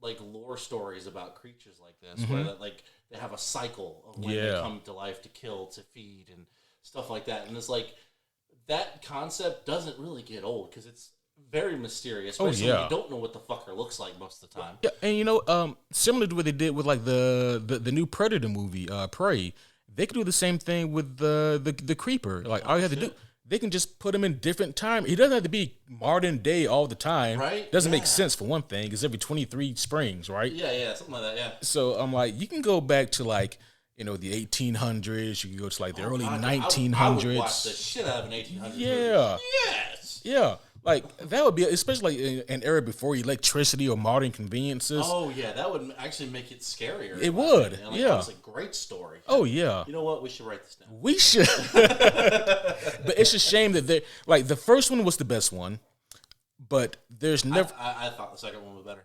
Personally. Really? Yeah. Personally, I thought the second one was better. Too many people for me. I mean, too many people, yes. But, I felt that it was a better overall movie. In my opinion, the scares were better in the first one, but I felt the overall movie, it just became a straight creature feature in the second movie, in my opinion, compared to the ominous, creepy fucker. That's what I like, though. Oh, they both have their merits. But I personally thought the second one was better. But also because the first one, because it has a smaller cast, you care more about the protagonist. That's fair. When Justin Long, when you find out that he got. Oh yeah, You're like, fuck, he didn't make it. yeah, Yeah. right. Like you just see it, like plucking his eyes out. Yeah. And that's that got me. Yeah. Yeah. All right, but let's go ahead and start here with the list, Oz. Okay. Let's see. Would you like to kick things off? Or would you like me to? Sure. I'll kick things off. Yeah. Like the reason why I kind of giggled when you said tension is because the number 5 on my list is a foreign film. It is French. It is called High Tension. I know, not very creative name for the movie, but I will give it this. Like, for one, like I'm not a huge sub fan. Like, I don't like reading why I watch TV because like my brain doesn't work that way. ADHD. You know, what's weird? I like it in English. I like having subtitles when I'm watching something that's in English. But like when it's in a foreign language, you just have to be dubbed. It makes me sleepy. Yeah, right. So, but I will say one of the best dubs for a foreign film I've seen in a long time. But it came out in 2003. I don't know any of these actors' names, but the premise behind the movie is these 2 college students, 2 females. They are heading to one of the females' family's home, which is out in a farm. And when they get there, they're all, they're just getting settled in. Family's really nice. And then all of a sudden, you get cut to this scene where there is this dude in a really beat up but bulky truck. Not a semi, but like a bulky truck. Kind of like the Jeepers Creepers truck a little bit. And you see him making noises. Like, you don't ever see his face. You just see a dude in a baseball cap and a jumper. And all of a sudden, you hear him groan a little bit and then pull a severed head out and then drop it on the ground. Apparently, he was getting a BJ from a severed head. Oh, Jesus. Oh yeah, like it's definitely one of the more graphic movies on my list. But the whole premise behind the movie is like this dude comes up to this farmhouse and then proceeds to kill the family. Like, he rings the doorbell, dad opens the door, he beats him, and then does one of the coolest kills in my opinion. It's very simple. The dad gets smacked in the head with some sort of billy club. He starts trying to crawl up the stairs, and the killer puts his foot on the back of his head and pushes his head between the rungs of the stairs, and then takes a rolling Chester drawer and just rips his head off with it. Oh. It was gory and glorious, and I was like, I've never seen anything like that on that was creative in my opinion. Yeah. Like, it's like this whole thing, like, but the main character, she is, she's actually, it's not her family, it's her friend's family. And she sees all this stuff start to happen and sees the mom get killed and then sees her friend get kidnapped by this guy. And so she starts chasing him, but like in a sneaky way and stuff. And then do you ever plan on watching this movie? Nope. You can go ahead and tell me. Okay, so the twist is, spoiler alert, guys, from 2005. It was actually her the whole time. The friend, yeah. So, like, she went crazy, and so the whole premise was, like, she was in love with her friend, and her family was keeping them apart, sort of thing. And it was slowly revealed through the time. Like, to me, it was a really good psycho. Yeah. Film. And, like, at one point, she pulls up a fucking concrete saw and starts hacking away at somebody. It's very gory, but I thought it was a really well done story, and it wasn't overly in your face with the tropes or anything like that. I felt like it was very solid. That's what. But like, not many people can say like foreign horror films can go on, because America kind of like broke the mold with it a good little bit. Yeah. Because we've got Freddy Krueger, Chucky, right. Michael Myers, yeah, Jason, Jason, yeah. So like seeing this foreign film and the effect it had on me just right off the rip, I was like, okay, this has to be on my list. Like immediately, this is in my top 5. That sounds like a really cool twist for that movie. Oh god, yeah. Because like I didn't see it coming, because like there was a physical manifestation of this character, because it was a man. It was like a full grown man in a trucker hat and a jumper. Like trucker hat, yeah. But you never see the dude's face. Yeah. So it was one of those things. It's like by the time it reveals it at the end, it's like, son of a bitch. Right.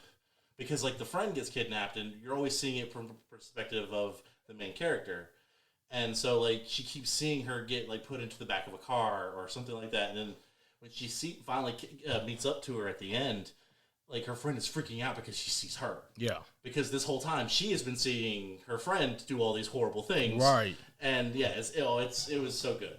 It was very Secret Window, but done right. Yeah. That actually sounds pretty good. I was not expecting something like that. I know. Yeah. It's like one of my main things is if it's got a halfway compelling story, and you give me some gore and some jump scares, it's a good horror movie in my opinion. Yeah. All right. My number 5. So this is, in many ways, the opposite of your movie. Oh. In the sense that this is a movie that everybody knows, everybody's heard of, everybody's familiar with, and probably everybody has seen, and that is the original Exorcist. Oh, of course. The Exorcist. Yeah. Yeah, this one had to be on my list, and like this movie was so big, we weren't even alive when this movie came out, but like right? just the aura and like the zeitgeist of this movie had this entire country freaking the fuck out. Right? Because like, of course, the Satanic Panic is always Yeah. a thing. Like, especially back in those days. Like, whew, like this is a demon possessing someone. Hello. Right. And it's one of those, one of those movies that's based off of a book, which claims to be based off of, some true events. It was a little boy instead of Reagan. But what I like about this, again, it's not just the fact that of how much, hype and how much, this is one of those movies where people legitimately had fits in the theater. Like now when you see like, oh man, this movie's sending people to the, to the hospital or whatnot. Right, yeah, it's mostly fake propaganda just Yeah. for the movie. Bravado. Yeah. Yeah. Stupid shit. Yeah. The Exorcist actually did that to people. Oh yeah, because so I think especially when that movie came out, like people weren't ready for that kind of stuff. Like because like up until that point, like yeah, you've probably had some decent major blockbusters, but when you see something that horrific, like And it hit close to home because there's a large percentage of people in this country who are extremely religious. Right, exactly. And yeah. so for them, they don't view it just a horror movie. They view it as, I don't want that. Almost like a warning tale. Yeah. And like a lot of people didn't even want that movie in their house, Right? Yeah. Like, I don't want that in my home. I don't want that juju, that energy in here. But it was also another reason I really like this movie is because of the main character here. I forget the father's name, but or the pastor or the preacher, father so and so. It's been forever since I've seen it. Yeah, but what I really like is that he's a protagonist who has, he has to overcome so much because he's going through a bit of a faith crisis throughout this because he doesn't know what to do. Right? Yeah. Yeah, and he has to, gain his own resolve, and he has to dig deep and really think about like what is it going to take to save this little girl. Can I really beat whatever demon's possession this? And see, to me, this actually, so like going back to the one of my worst movies, The Witch. Yeah, like this is a accurate way to Right. depict a religion in a horror movie. Yeah. In my opinion, like it gave that preacher a test of faith. it did. Yeah. Like, and that in itself automatically changes the dynamic of that because it's like, oh, not good versus evil. This is a human being trying to exorcise this demon, Right. not a holier than thou, like all good entity taking out this thing. Yeah. It is literally a human being, and like that conflict there just creates that story, right? That's Yeah. the appropriate way to That's- use religion, in my opinion. Yeah, I agree. It's like because it really, again, it humanized him. Right. And because you see this man slowly break down as well, but he can't just shirk his duties. Right. But he doesn't know what to do. And at the end of the day, 40-year-old spoiler, I guess, but it cost him his life, but he gets it done. Yep. And but Maybe he just didn't like pea soup. fun fact, like that soup was not intended to actually get in his mouth, but it did, and it caused him to have that visceral reaction that he had in the movie. That's phenomenal. But even this is one movie that actually got better with time because similar to like the original Star Wars, they added in scenes to The Exorcist that weren't in the theatrical. It's been a long time since I've watched this movie. Well, there's a scene, and this is one of the creepier scenes in the movie. It's when Reagan is crawling down the stairs, Bray Wyatt style. Oh God! Yeah. That was not in the theatrical cut. That was added afterward. Later? Yeah, like, yeah. I remember seeing that scene. Yeah. But I was like, oh God, like they showed this back then. Like, good on them. Right. So yeah, Exorcist definitely had to be my number 5 on the list. Nice. Okay. What you got for number 4? 13 Ghosts. Oh man, good old 13 Ghosts. So I guess to me, I love the concept behind this movie. That's why I made the list. While there were some scary moments, it was more of like this psychological, supernatural thriller, in my opinion. And I just love the fact that each ghost had their own story. Right. Matter of fact, I want to say there was talk. I don't know if it was actually going to happen or not. Well, a series that was going to cover each ghost. Each ghost, that'd be dope. That would be super dope. But I just love the concept of this ancient lore of creating this all powerful machine fueled on supernatural, energy, and not to mention each ghost was so fucking interesting. Yeah, you got the jackal was the creepiest fucking one to me. Like the one in the cage. Oh my God. What the fuck? Yeah, I was like, what in the fuck are these things? Right? Like, there's no way that these things were at one point people. Like, right? But I suppose so. So, for those of you who have not seen the movie, it's the concept is that this rich, eccentric billionaire is hunting ghosts, and he uses a medium or a psychic played by Matthew Lillard. He shows up again on my list later. You just gave one away from me then. Yep. Yeah.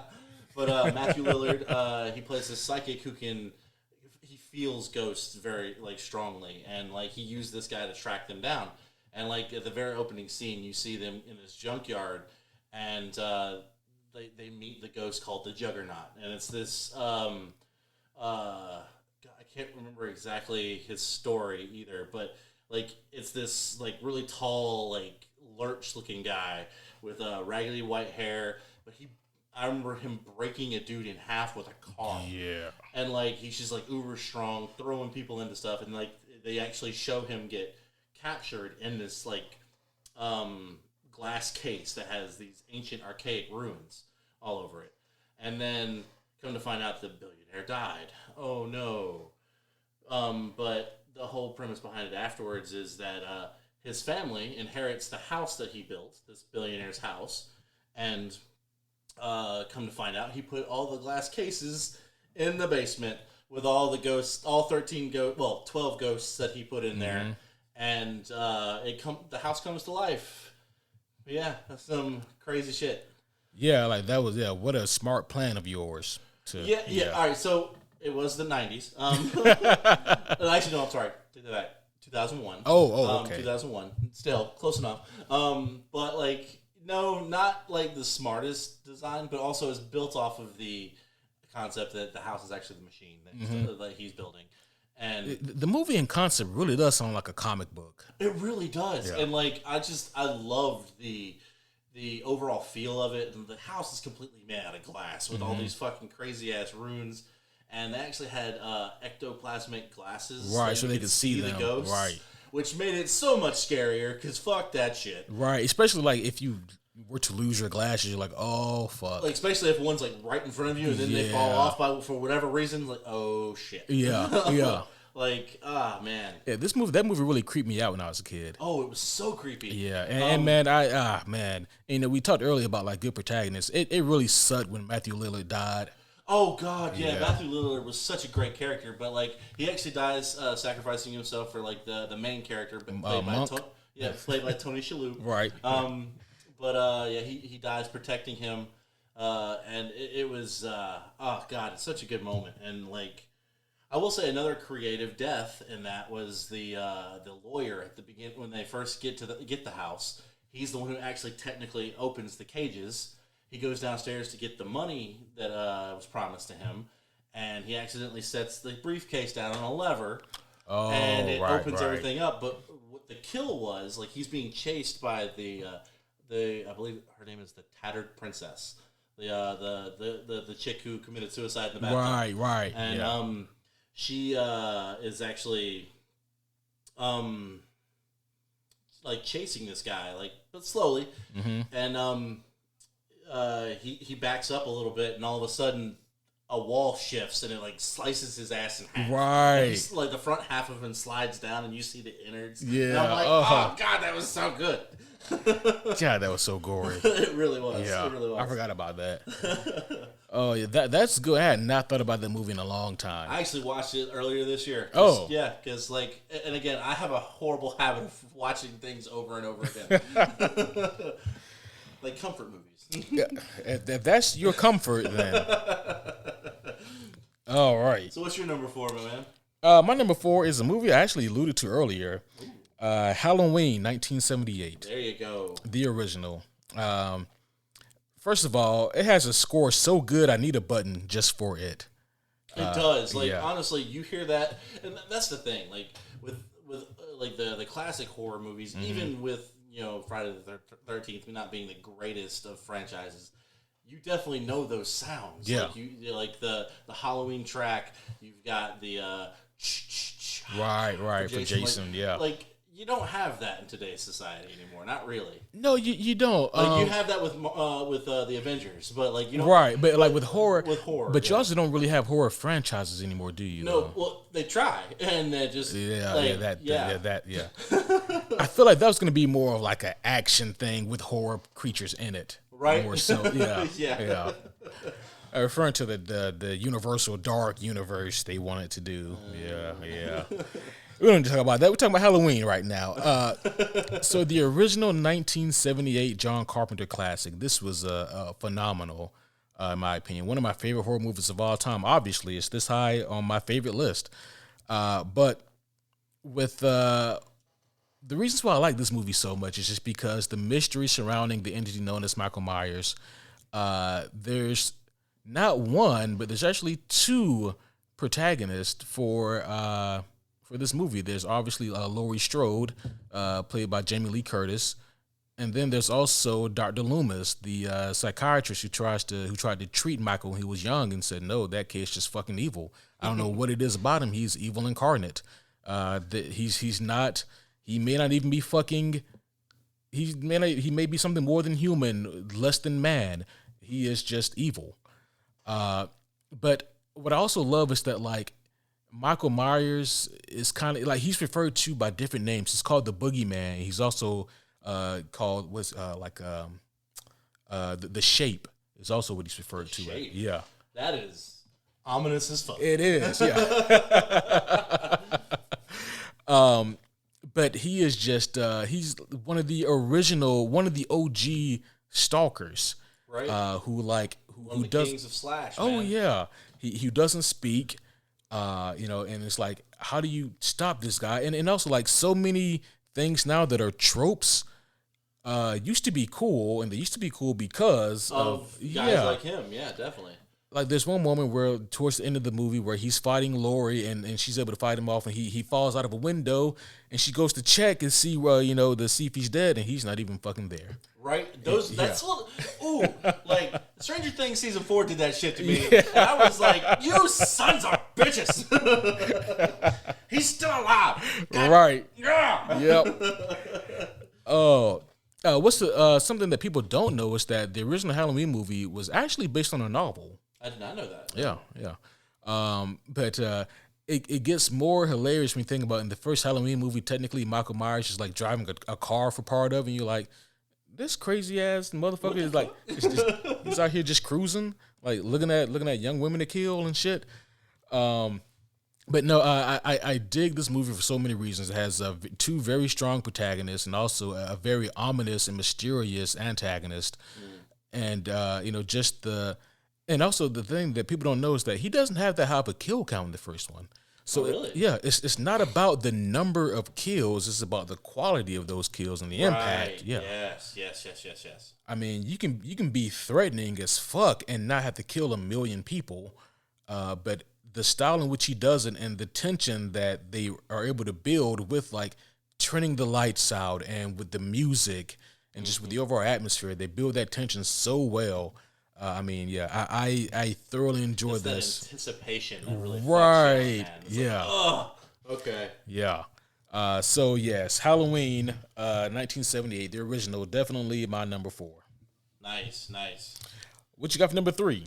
A Kevin Bacon flick from 1999. Are you gonna say the Stir of Echoes. Oh, okay, I thought you were gonna say Hollow Man. I was like, what the fuck? No. Stir of Echoes. Okay, I'm not familiar with this one. So it's a relatively simple movie, but it always resonated with me, and one of the reasons why I love the song "Painted Black" so much. So Kevin Bacon and his wife and son are these tenants in this house in this little cul-de-sac neighborhood. And I don't know what city it's in. I think it's like maybe Chicago, but it's small, but it didn't really leave that area. And at one point, you see you get little ominous things from the child, and the adults will be having a conversation, and then the kid will say something, and you're like, "What did you just say?" And he's like, I'm talking to her, and he's pointing to nothing. Of course, that freaks everybody. I was like, what the fuck? But then later, the adults go into this block party, and one of the ladies is a psychic or a hypnotist. Sorry, and as a joke, Kevin Bacon's like, "Come on, hypnotize me. You afraid I'll like it?" That sort of thing. Yeah. And she does, and it actually happens. He gets hypnotized. And then he gets all these flashes of really disturbing images of a body getting wrapped in plastic. A hand grabs the floor and rips a fingernail off. It's just really creepy images, and he freaks the fuck out and wakes up. And he's like, "What the fuck did you do to me?" And she's like, "Are you okay?" That shit. Oops. And then he starts having these strange visions when he's in his house of a random girl or. The song "Painted Black" will play, and it's like, what is going on? And come to find out, a autistic girl gets killed there because of 2 boys in the neighborhood are trying to rape her. She fights off, then they accidentally kill her, and they hide the body in the house. And she is trying to get their attention, but Kevin Bacon's character.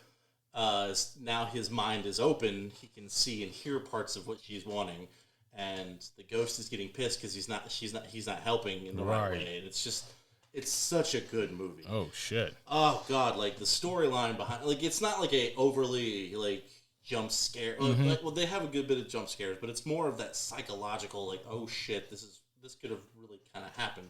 Yeah. But with supernatural elements.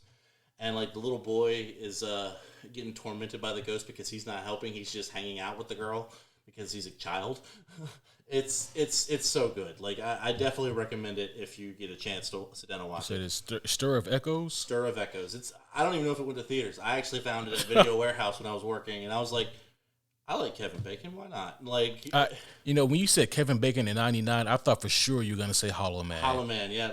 I actually did enjoy Hollow Man. It wasn't bad, but it wasn't top 5. Yeah. I'm like, is that really Hollow Man top 5? No, but Stir of Echoes definitely one of my top 5 horror movies. I might have to check that one out then, because I hadn't even heard of that one. It's good. Yeah.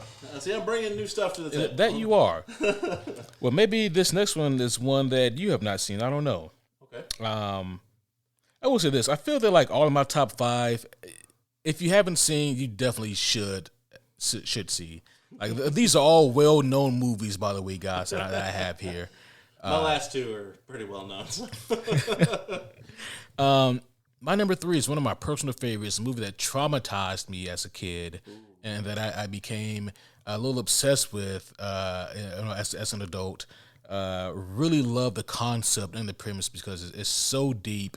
And it's kind of personal even on the level. My number 3 is Candyman, the original. Oh God, yes. Yeah. Oh, the original. The original Candyman movie is phenomenal. It is based on a story written by Clive Barker. I forget what it was called, but it is based on a story written by Clive. So the reason why Candyman is on my list, for those of you who've been listening for a while, know how much I enjoy the Candyman story, but it is a riff on the Bloody Mary urban legend about right. Turning out Candyman. Right, turning out the lights and saying "Candyman" in the mirror 5 times, and this demonic figure will come and he'll kill you. So what I really like about this, especially as an adult, is being able to understand the subtext of this movie, and that is, obviously it's about this son of a slave in the 1800s. His name was Daniel Robotal, I believe was his name, and he was actually very talented. He was a very talented painter. And one day he was approached, I believe, by this wealthy white man who wanted him to paint a portrait of his daughter, I believe. But he ended up falling in love with the daughter. They fell in love with each other. Obviously, that shit is very forbidden.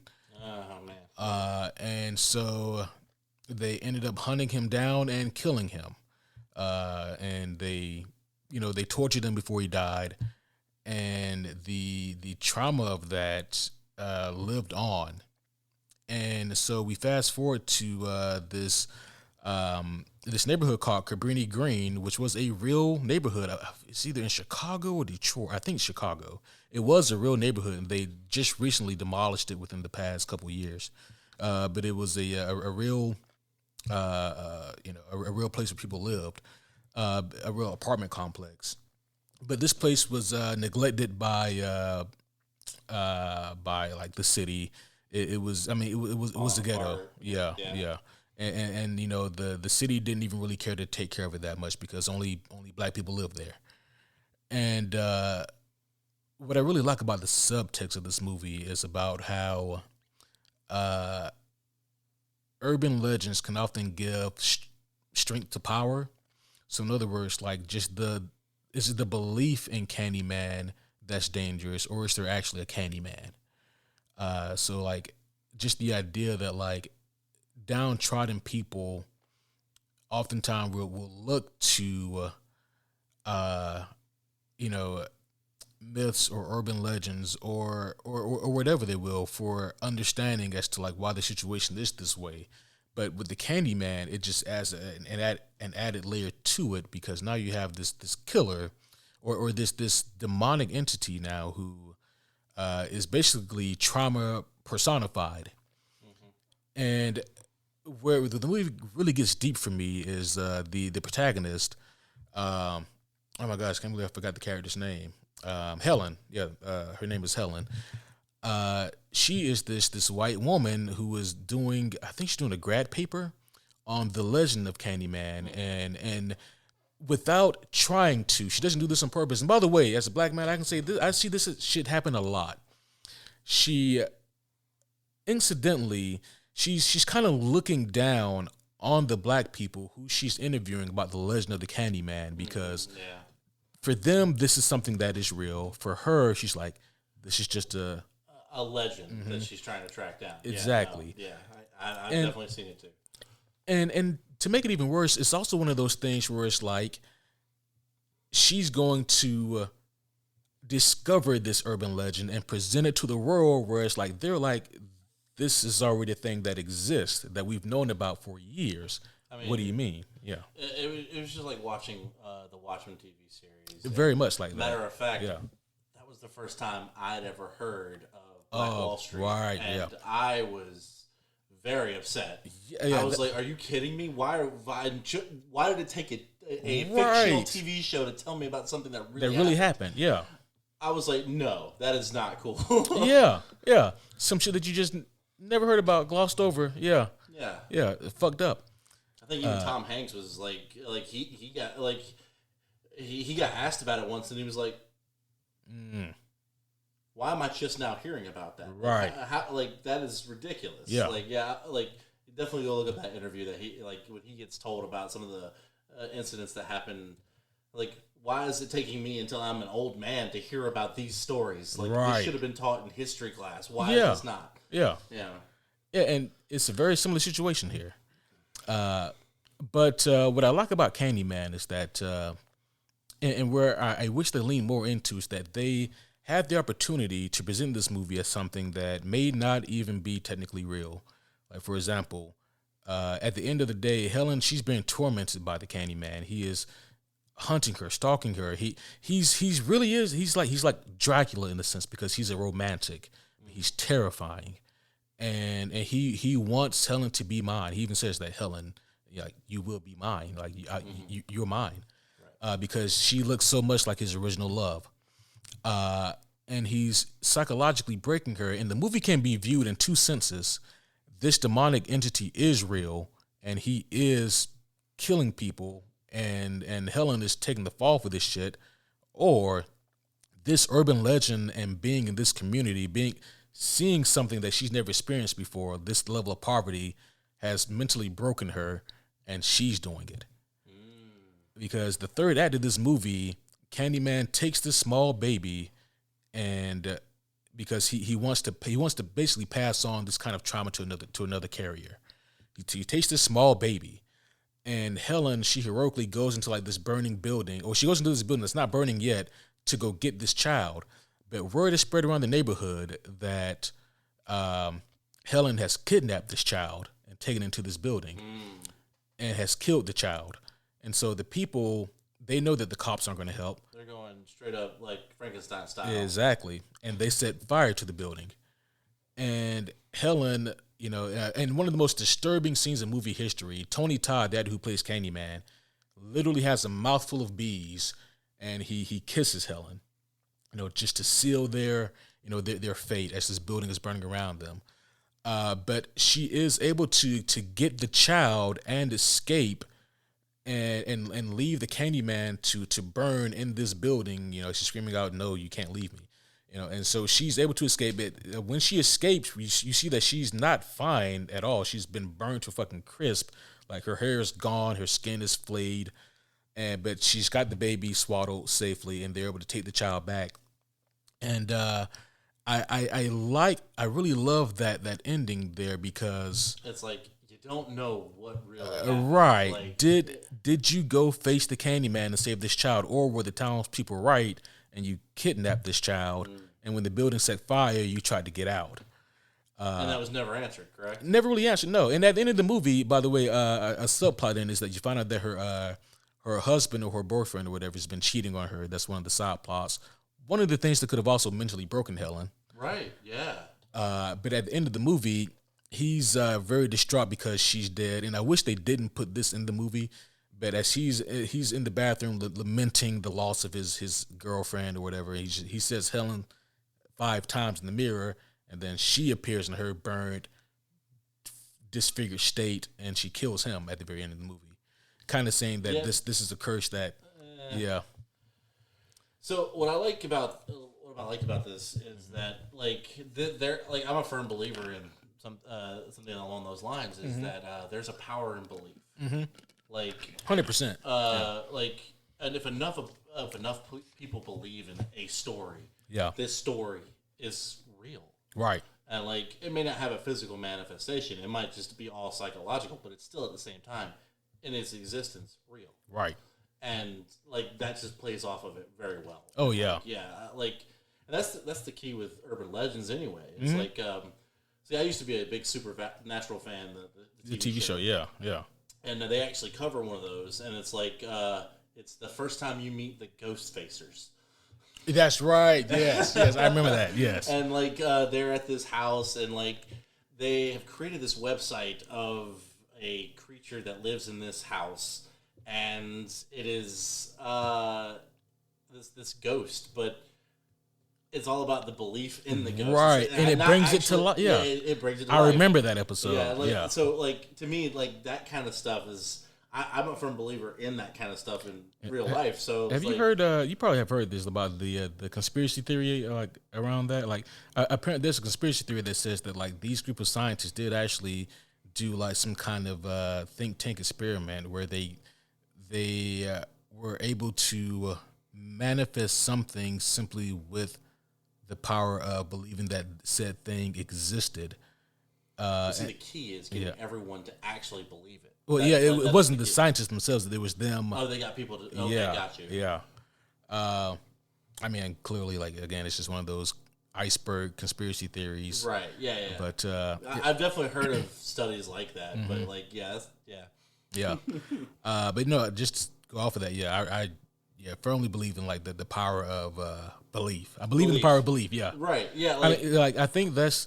I mean, really, like whether you're a religious person or not, what is prayer if not thoughtful meditation, correct. and what does that do for you in your mind? So, and like along that same piggyback, there's actually a show called American Gods, kind of based off of Yes, that. yeah, Like, yeah. so, like it's like these old gods are losing their power because of People, lack of yeah, belief. and the new gods like the god of technology or Yeah, Techno Boy, the World, yeah, Mr. World, Mr. World, yeah, and media. That was, yeah, oh god, like I like that concept. And right, like, I like to me that like that really does kind of ring true though. Like, yeah, even if you believe in no deities whatsoever, if you get enough people in the world to believe in it, technically it does exist. right. So It goes back to the old saying, perception is reality. exactly. Yeah. Yeah. All right, that was number 3. What's your number 2, Oz? Getting down to the nitty gritty. Okay. This is the first in a franchise, and I only cared for the first 2. However, I think I know what this is. Yep. Final Destination. Oh, I did not predict right. Okay, Final Destination. So, yeah, I guess the first one is the best one, huh? The first one is the 100% the best, in my Yeah. opinion. The second one was good because it played off of the first one. Right. But the rest of them just kind of were standalone movies. Not saying that the concept still wasn't cool, but I think that the first one 100% is the best. With Devon Sawa, Ali Larter. Right. Like, it is one of those movies I will sit down and watch today. Like, 100%. I really dig the concept of that. Oh yeah, because it doesn't have yeah. a legitimate killer. It is Right. deaths by design. So for those of you who have not seen the movie, it is about a high school student going on a French a field trip, a senior field trip to France with his classmates, and right before he gets on the plane, he falls asleep waiting on the plane to arrive and get ready and everything, and he has a horrible vision of like a lifelike vision of him getting on the plane with his classmates, and then shortly after takeoff, the plane explodes and kills everyone aboard. And when he wakes up, he's already he's on the plane, and he's freaking out, and half the students get off with him, and somehow this character played by Devon Sawa, I believe his name is Alex Browning. That's how many times I've seen Jeez, this you movie. remember the first and last name? Right? Good Yeah, grief. yeah. No, but him, a teacher, his best friend, a random chick, played by Ali Larter. Yep, Ali Larter's she's character. like, that seems. I'm gonna get off too. A couple jocks. They just all get off the plane because they're like he's screaming the plane's gonna explode. Right. And they're like, we can't have you on this plane. And And this was this pre 9/11? This had to be it right. was. It yeah, was, yeah, because I believe it was 99. I believe. yeah, because you definitely can't do that. You can't yell that the plane's gonna explode. No. This is definitely pre 9/11. Yeah. But so the whole premise behind the movie is that this character Alex, he's actually saw death's design. Like the whole premise is like death has the design for everyone, and when it's your time, it's your time. Mm-hmm. And so Alex saw that somehow, whether it be life flashing before your eyes, whatever. But he saw it, and now that he warned the people that were supposed to die on that plane, half of them didn't. Mm-hmm. And so now the rest of the movie is death cleaning up the mistake. And matter of fact, the actor who plays Candyman plays Tony Todd. He plays Tony like Todd. the the coroner, I believe. right. Or, The guy the what we in the black Mortician. what we in the black community call the magical mystical Negro. Like that. I mean, he really was though. Yeah, He really was. yeah. who inexplicably has like the answers or resolutions to Right, your like he's the one who reveals to Ali Larter's character and Devon Sawa's character the whole design of death thing, and I just like at one point, like when one of the major kills start happening, like you start noticing this strange shadow just slightly move, and it's like they gave the killer a form but not a form. Like, right. You know it's there, but it's like how do you defend against that? Like, how do you? I mean, if you think about it, it's literally the universe trying to set things straight. How do you Fight the universe Right. exactly? And like, matter of fact, that by the end of the movie, like, you kind of don't. Right. It's one of those movies like pretty much everybody dies. I Yeah. think, except for, I think by the time like Ali Larter's character is the only one who technically survives. But yeah, and she dies early on in the second one, doesn't she? Yeah, she does. Yeah. But like, it was this whole concept of seeing death's design and noticing signs, because if you look hard enough, you can see them. Mm-hmm. And it's like, I remember one time after I watched that movie, I slipped in the shower and like I did hit my head on the on the side of the tub. Yeah. And I was like, the rest of the fucking day, Uh-huh. I was freaking the fuck out because I'm looking for death's design. Right. Like, that's what the impact that movie had on me. Yeah. And of course, like, just to touch on the second one a little bit, the opening scene of the second one is the reason why I will never drive behind a log truck. That's why no one that movie ruined a generation because no one wants to drive behind a log truck anymore. Oh god, especially that cop. Oh yeah, it was so yeah. bad. But no, like, I just love the concept of death's design, seeing the potential of your death before you actually get killed. Right. It's, oh god, it's so insane. It is a terrifying concept because you're like, does death have a design? Like, does the universe have like a certain order to things? The only thing that would bring me slight peace when I think about shit like that is hopefully the multiversal theory is real. So there's like, I'm just Yeah, another, right. Like, Me, I died over there. Yeah, I died over there, but here I'm good. I'm the main character. Right. Oh, man. So I got to be honest. My number 2 and my number 1, I went back and forth and back and forth. This was so difficult for me. But I finally made a decision, and I said I'm not going to touch it anymore. So it is what it is now. My number 2 is the original Alien. Oh, The Alien, yes. that's a good one. Yes, this is a Ridley Scott classic. What I really dig about this is, I mean, even the tagline for the movie, I believe, was "In space, no one can hear you scream." So you have Ellen Ripley, the main character, played by Sigourney Weaver. Most badass bitch ever. Oh, fuck yeah. Fuck yes.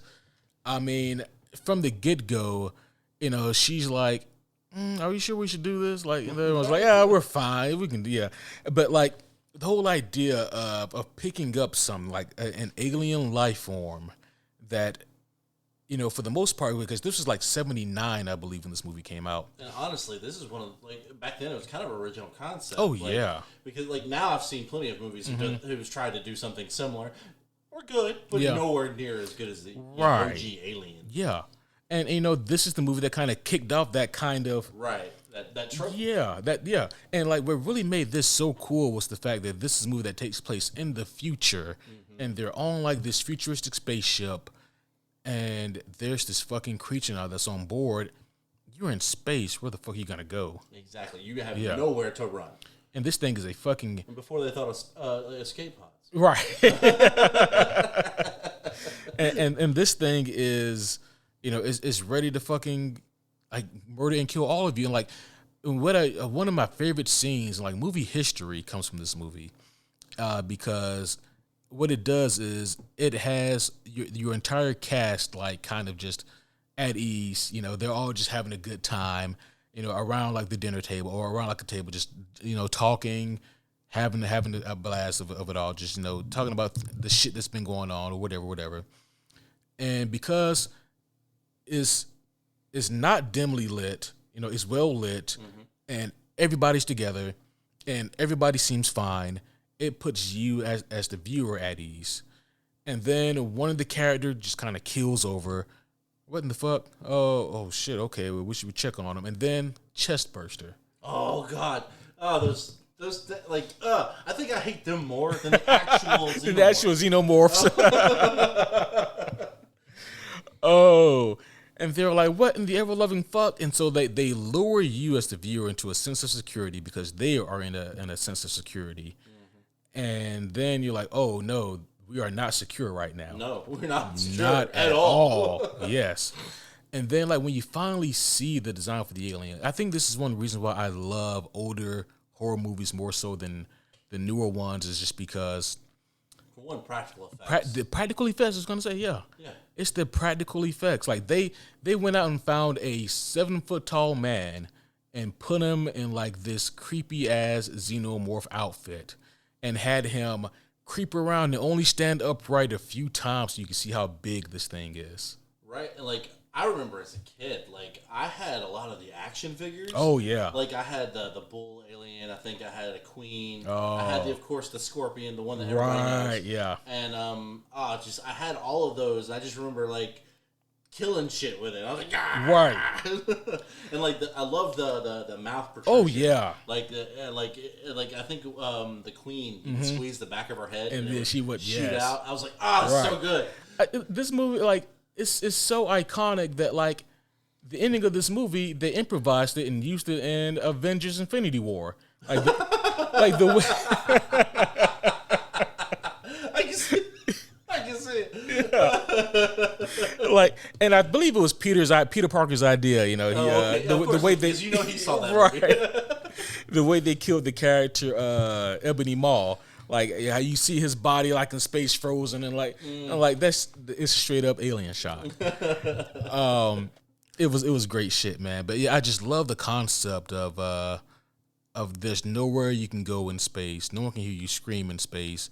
What do you do against this unstoppable creature on this spaceship? Like, what weapons do you have to defend yourself with? And I love that Ripley, she got so creative with it. Was it 1 or 2 that she get the cool ass robotic suit? Was it 1? I believe that was 1. Her Yeah, badass fucking it was like the crane suit, crane suit, that used to move shit, yeah. Oh gosh, so cool. Yeah. Oh, I love that. Yeah, that was one because Aliens, that was technically sci-fi action. Alien is sci-fi horror. Right. Yeah. Both great movies, but yeah. Oh, of course. Fun fact: did you know that the script for Aliens 3 got reworked so many times? There were so many different drafts of it that, long story short, one of those drafts got fucked with and tweeted around so much that the final result ended up making it to the theater. Pretty big movie by the name of Signs. Like the movies, the M. Night Shyamalan movie Signs with Mel Gibson, Joaquin Phoenix. Yeah, like the original concept of that was going to be an alien movie. Like Xenomorphs Alien. Yeah. I'm so glad that didn't actually happen. Like, I love Signs, but it would not have been a xenomorph. Right, because they wanted to go back to Earth and they wanted to have it in, I guess, like a new, different setting was their original concept. I mean, I get it, but... Right. Yeah. Yeah. Whew. That's one of those wild... Like, I watched like a whole like 30-minute YouTube video where they broke down how it got from that to that. Oh, my God. Yeah, it was. That would make my brain hurt. Yeah. But no, I love Alien. You guys have heard me say that a bunch of times too. One of my favorite fucking movies. I need to go back and watch it. Like, God, it's been so long. Yeah. All right. Before we do number 1, I think we should take a celebratory shot. You know what? I can get behind that, my good sir. Are we also gonna do some honorable mentions? Yes, we are. Okay, yes. Cool. I guess I can kick that off before we take this shot. Go ahead. So, one of my honorable mentions is actually I don't think it ever went to theaters, but it's called Sunshine. It's a Chris Evans movie. Really? Yes. Hell of a name for a horror movie too. I know, right? It's a science fiction horror. So the premise behind the movie is that the sun is dying. Oh shit! And so this team of astronauts were sent with this machine to kickstart the sun and like make it live longer. And so they sent a team before and lost complete contact and nothing ever happened. So the second team, this is where you pick up where the movie starts, and they're traveling through space, and it gets to that point where like people start kind of like getting that space dementia a little bit, like of like the solitude nature, because there's like maybe 5 to 10 of them, if at most. But by the time they get to the drop off point, right before the sun's supposed to kick start, they find the other ship, and they hook up to it, and that's when shit goes crazy. Apparently, the other team, one of the members actually did go insane and killed all of them. And so the whole premise behind the movie now is to still get this off and possibly kill this guy, but there's no return home. Shit! And nobody lives. Like they complete the mission, but nobody lives. One of the first horror movies that I've seen that nobody fucking lives. God and damn! I was like, this is so good. Yeah, like, definitely worth a watch if you haven't seen. Another honorable mention is just a. House on Haunted Hill. It's nostalgia for me. Yeah. I watched it the other day. I'm assuming you mean like the remake that came out like 99 or whatever. Yeah, with the theme park guy who was doing this whole. Yeah, I thought it's just a phenomenal movie. Just an honorable mention. Just I had to throw it out there. But before we give you yours, you wanna? Oh yes, let's go ahead. Happy Halloween. Cheers. Happy Halloween. Happy Superhero Homie Hallapalooza.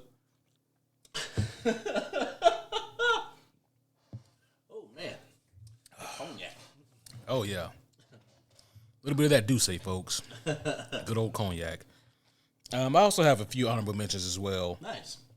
Yeah, I stand by all of these movies. Of course. First one I have is the It remakes. Both of those. I heard they're really good. I haven't seen them yet. Oh, they're really good. They're really good. I mean. And I'm actually going to lose some movie buff cred. I've never seen the original. Oh, with Tim Curry, you haven't seen that one either? I have not seen it. Wow. Believe me.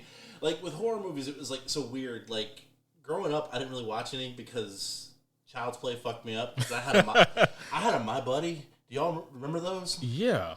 I had one, and I'm pretty sure that Child's Play, like, the movie, like, put those out of business. Like, no one went to buy those. I had one before the movie. Oh, gotcha. And then my mom was like, hey, we should watch this movie. It's about $1. I'm like, okay. Oh, no. Oh, I was so scared. Oh, yeah, no. Like, it fucked me up a good bit on horror movies. It wasn't until I got into, like, high school and I started actually watching horror movies. And then I got with my wife. And so I was like, I missed a big gap of watching these really good horror movies. You know, interesting thing, like, my childhood was very, very loose. Like, my parents, they didn't really care too much about, like, what I consumed as long as I didn't do anything, you know, stupid or reckless.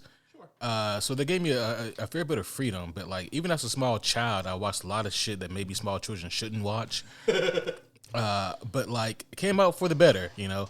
But like out of all the fucked up super R-rated shit I watched, again, the only thing that really fucked me up was Candyman. That was the only thing. Traumatized me. Didn't want to go in the bathroom because fuck mirrors. Right? And right? Like fuck all that. No one wants to deal with that. Another honorable mention I have is Terminator 1, the original. Is that considered a horror? The first one is sci-fi horror, yeah. Really? The second one, the one that people remember more, obviously, because, is... like, for one, it's the coolest. But that one is sci-fi action, but the first one is horror. Oh, dang. Yeah. I didn't even think about it like that. Okay. First one is definitely a horror movie. Because when I watched it, like, I was like, I mean, it's just a robot. I mean, yeah, he's killing people and chasing, but I didn't think it was horror. I wasn't scared. Yeah, I mean, because you have a creature. That's fair. Yeah. Like, I guess back in the 80s, yeah, that definitely was a thing. You know, like that. And also, like, that's the scariest fucking robot design. That like Arnold Schwarzenegger, yeah. No, I'm saying like even when like he gets like quote unquote obliterated and it's just like his the skeleton. Yeah. I'm like that thing is fucking awful to look at. Like fuck all that. I don't want to. Yeah, kill it, Michael Biehn. And what I also love about like Terminator 1, Kevin have a cookie. That's what I love about Terminator 1. It's that Kevin has a cookie. Kevin has a cookie. I was trying to be quiet in the background. That's where I get. There you go. What up, homeboys? How we doing? What's going on, my friend? But like Michael Biehn, who was sent, he's the character who plays Kyle Reese. He's sent back in time to protect Sarah Connor, Linda Hamilton's character. But what I really like is that in that third act, he just unceremoniously gets killed. Like, your protagonist, have yourself a shot, my friend. Oh, definitely. I was just going to take the bottle. I remember this dude saying, I was there for the birthday. Woo-hoo. Oh, it's yeah. definitely good. Which is funny because I had some Japanese whiskey earlier tonight. Nice. So I pair with it quite nicely. Hell yeah. Oz, what is going on, boy? How you doing, man? Hell yeah. Say, we can't acknowledge. now that you acknowledge I'm in the fucking room. Yeah. Kevin's not actually here. I'm just really good at imitating his voice and projecting it from across the room. And I stole his catchphrase. Go to bed. No. You mean to say? Try You mean to? my catchphrase. You mean to say it like this? Go to bed. I told you, I got it down now. I'm getting pretty good at this Kevin impersonation. You sound a lot like me. It's very creepy. I'm going to call some people in my voice, okay? There we go. But I accidentally poured a double shot. but yeah, like so the protagonist in this movie who was supposed to protect, the quote unquote damsel in distress, he gets killed unceremoniously in the third act. And it's like, holy shit, what the fuck is Sarah gonna do?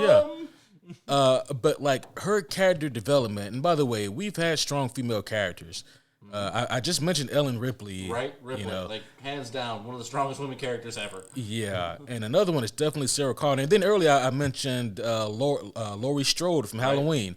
But like here with Sarah Connor, it's like your protector from the future, whose job it was to protect you, got killed by this fucking robot he was trained to try to take down. This thing is no fucking joke. But she finds a way and she lives. She makes it through, and she's a different woman for it. Especially in the second movie. She's super battle hardened at that point. Oh fuck yeah. She really has to like find herself and like kind of ground herself again in the second one. Yeah. But like this first one, like seriously, go back and watch that third act and tell me it's not horror. It is straight up horror. That's fair. I'll have to go back and watch. It's been a while. Yeah. But Terminator's honorable mention. Another honorable mention I have here is one that we watched recently called Barbarian. Oh, is it good? Oh, It is very, very good. I'm gonna request no spoilers. I will not. Yeah. Okay. This is a movie that if you guys have not seen or experienced, go in completely blind. Don't look up any spoilers for this at all. Just watch it for whatever it is you think it is. So have you heard anything about the movie? I've watched the trailer and that's it. That's all you need. And yeah. like what I loved about the trailer. Don't listen to our episode. Yeah. Oh yeah, no. But no, like what I loved about the trailer is it didn't give me way too much. Like most horror movie trailers are just like you're waiting for those moments at that point. With that movie, with that trailer, I was like, the fuck is it about? I want to watch it just to find out. Like, yeah. I don't think you'd be disappointed. It was fantastic. Nice. Fantastic. Okay. Cool. But yeah. And last honorable mention I have is actually Halloween 2018. Oh yeah, I mentioned that one earlier. Yeah, that one, I mean, really surprised me. As bad as Halloween Ends is, Halloween 2018 is good. Nice. And I'm like, how did the same person make both of those movies? Jamie Lee Curtis. I mean, we talked about the Saw franchise, Yeah. James Wan, right? Right, James Wan, yeah. But yeah, those are my honorable mentions. Now, Oz, what is your number one horror movie? Okay, so my number one horror movie is technically 3 movies. Okay, I know what it is. Go So ahead. it is based off the reason why I say it's 3 is because I kind of view it kind of like I view Mass Effect, where it's one big long game. So these are one big long movie is Scream. I knew it. Wes Craven's I Scream. knew it. As soon as you said Matthew Lillard is coming back again, I was like, he's gonna use Scream. Yep. Yeah. So the reason why these hold like a huge near and dear to me is that I worked in a video store, and this movie is like heavily influenced by the fact that it follows the movies the movie rules, and Also, from John Carpenter, right? Wes Craven, Wes Craven. I'm sorry. Yeah. Yeah. bruh. It was Freddy and Scream, and not Right. Yeah, not Halloween and Scream. But Wes Craven basically kind of, and to me, he kind of wrote the rules for a scary movie, He and did. I love the fact that plays such a meta role in the movie. Yeah. all 3 of the original 3, and I loved like it's got an all-star cast. You got Neve Campbell, David Arquette, Courtney Right. Cox. Like you've got like that's like the main three characters in all the movies, and of course Matthew Lillard is one of the. He plays Stu. Stu, and he plays Stu as one of the killers, one of the Ghostface killers in the first movie, along with his friend Billy. Billy Loomis, and then you got it goes into the second movie. They're in college. Right. Billy Loomis, yeah, they pay homage to Halloween with that name. FYI. Oh, do they really? Dr. Loomis is Michael Myers' psychiatrist. Oh, snap. Yeah. Okay. Well, but like I love the connotation of like this killer that they thought they killed in the first one, coming back into the second one, but it's heavily influenced by the original killer. Yeah. Like the mother, Right. in the second one. Like it's very much, Jason, Friday the 13th esque. Yeah, it's like in reverse. Yeah, in reverse, exactly. And then you got the conclusion at the end with the trilogy ends with the estranged stepbrother or the half brother from the whole reason why the first movie was relevant to begin with anyway is revealed in the third movie. And to me, all three of those movies together just make a really good story. And then they had to go and fuck it up. So I haven't seen. Two more movies. I was gonna say I haven't seen 4 or 5. I heard they weren't that bad though, or I heard that 5 was really good. 4 was atrocious. Like I felt it was. The only good thing about 4 to me was the final line when Sidney Prescott kills the killer. Don't fuck with the original. Don't fuck with the original. Yeah, I heard that. That was my big thing. 5 was actually pretty good. It was not as bad as I was thinking it was going to be. I was worried for 5 because Wes Craven passed before that movie came out, exactly, so he didn't get to put his hands on it. Yeah, but I will give it this. Like, it does have that modern feel, but at the same time, I do feel it actually pays homage to the original. It's still nowhere near as good as the original trilogy, in my opinion. Yeah. But it's really good. Like, as far as sequels made of really good stuff, it's okay. But that is my number 1. Yeah, so my number 1 is another John Carpenter movie. Halloween, of course, was number 4 on my list. That's the first John Carpenter. Number 1 is another one, and I had to choose hard between this one and Alien being my number 1. Alien ended up being my number 2, but my number 1 is, I need a drum roll button. I keep forgetting about that. Yes. My number 1 is The Thing. The Thing. Yes. I knew it. Just FYI, I was waiting for that or Alien. Yeah, Alien was number 2. Yeah. Yep. And it was hard for me to decide between like which one goes first, because I know that they were both going to be like 1 and 2, but which one goes where? And I mean, they're both fantastic movies. The only reason why The Thing gets the edge over Alien is the ambiguity of the ending. And it is one of the best endings in horror movie history. Have you seen The Thing before? No. Oh. It was one of those. It was, and again, that gap of movies that I like, the horror movies that I kind of I didn't.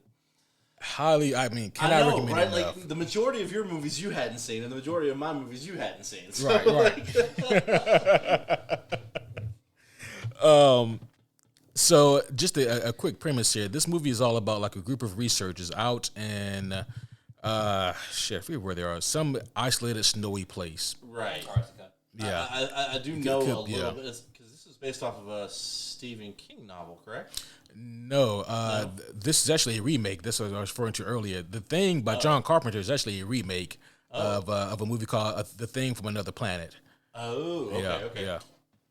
And so basically what the premise here is that these researchers, they're kind of curious as to what the fuck is going on, because they don't know what happened to like the previous crew.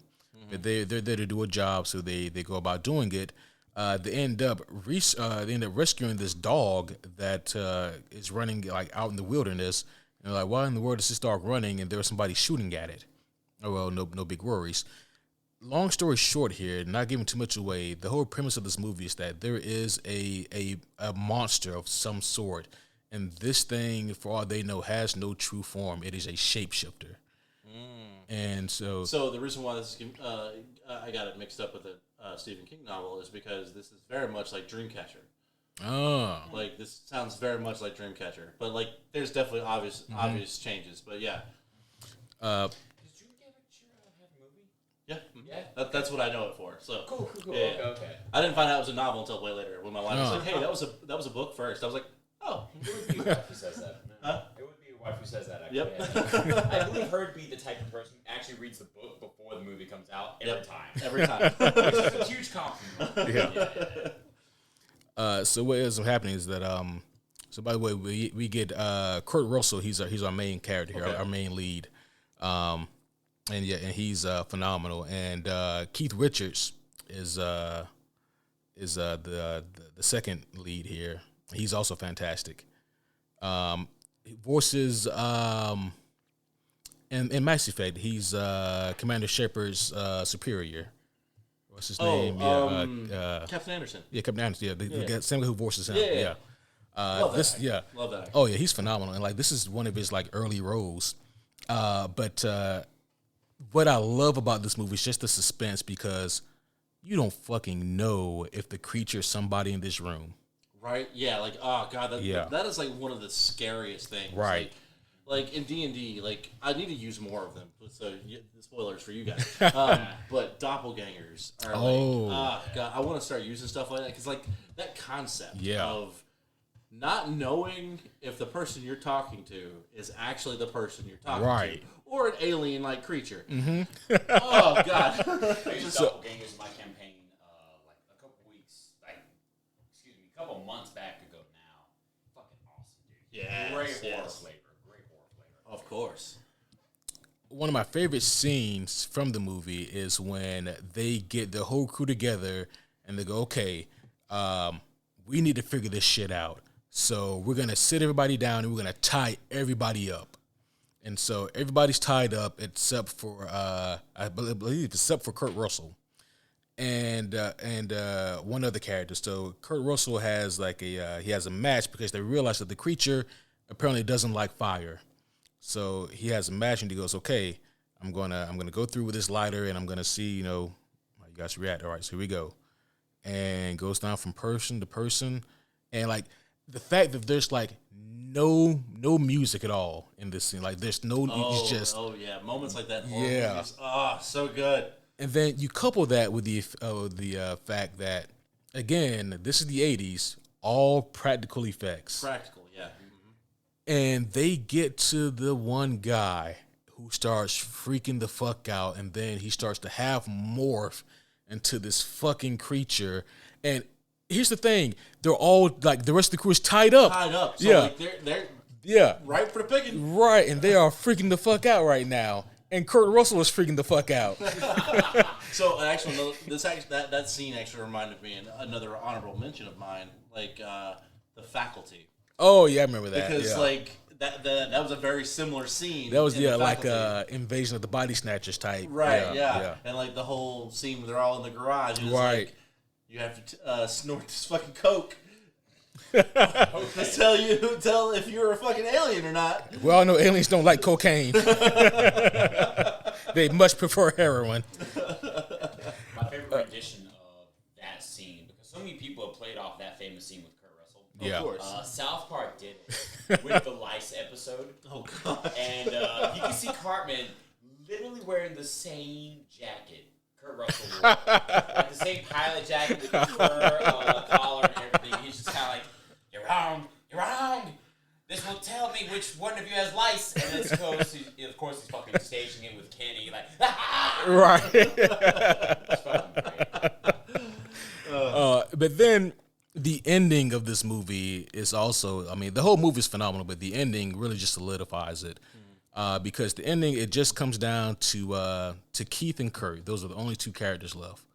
And they realize now that, we can't escape this creature. We know it's here somewhere. And so this facility is burning down, it's on fire. And the interesting thing about the ending is that there's like a 95% chance that one of those two is actually the creature. Right. And The original Among Us. yeah. Right? Yeah.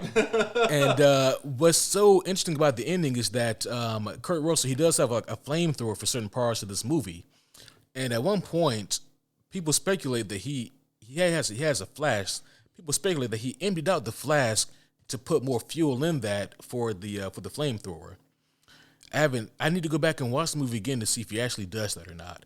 Because at the end of the movie, he takes out his flask as he and Keith are just waiting for their inevitable doom in this burning building, and he hands the flask to Keith, who takes a sip of it, and Kurt Russell just kind of has this look on his face like, okay, it's got to be you then, because no person would just drink gasoline like that.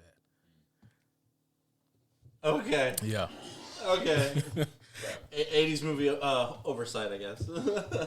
Well, I mean, I don't know if is it's it an oversight or is it something they staged on purpose? yeah. It's just what I would. Okay. Say for it's not a horror movie, but it's something that was influential to me at a younger, naive age. The Gray with Liam Neeson. If you stick around for the post-credit scene, you see Liam Neeson laying on top of the leader of the wolves from the pack of wolves that he and his guys are fighting. Right, the one that he fucking straps up with glass bottles taped to his hands and shit. It's so visceral. And you see one of them taking a breath in, and you can't tell if it's Liam or if it's the wolf. So it leaves it ambiguous as to who's living. Right. Yeah. Who won, quote unquote, the fight.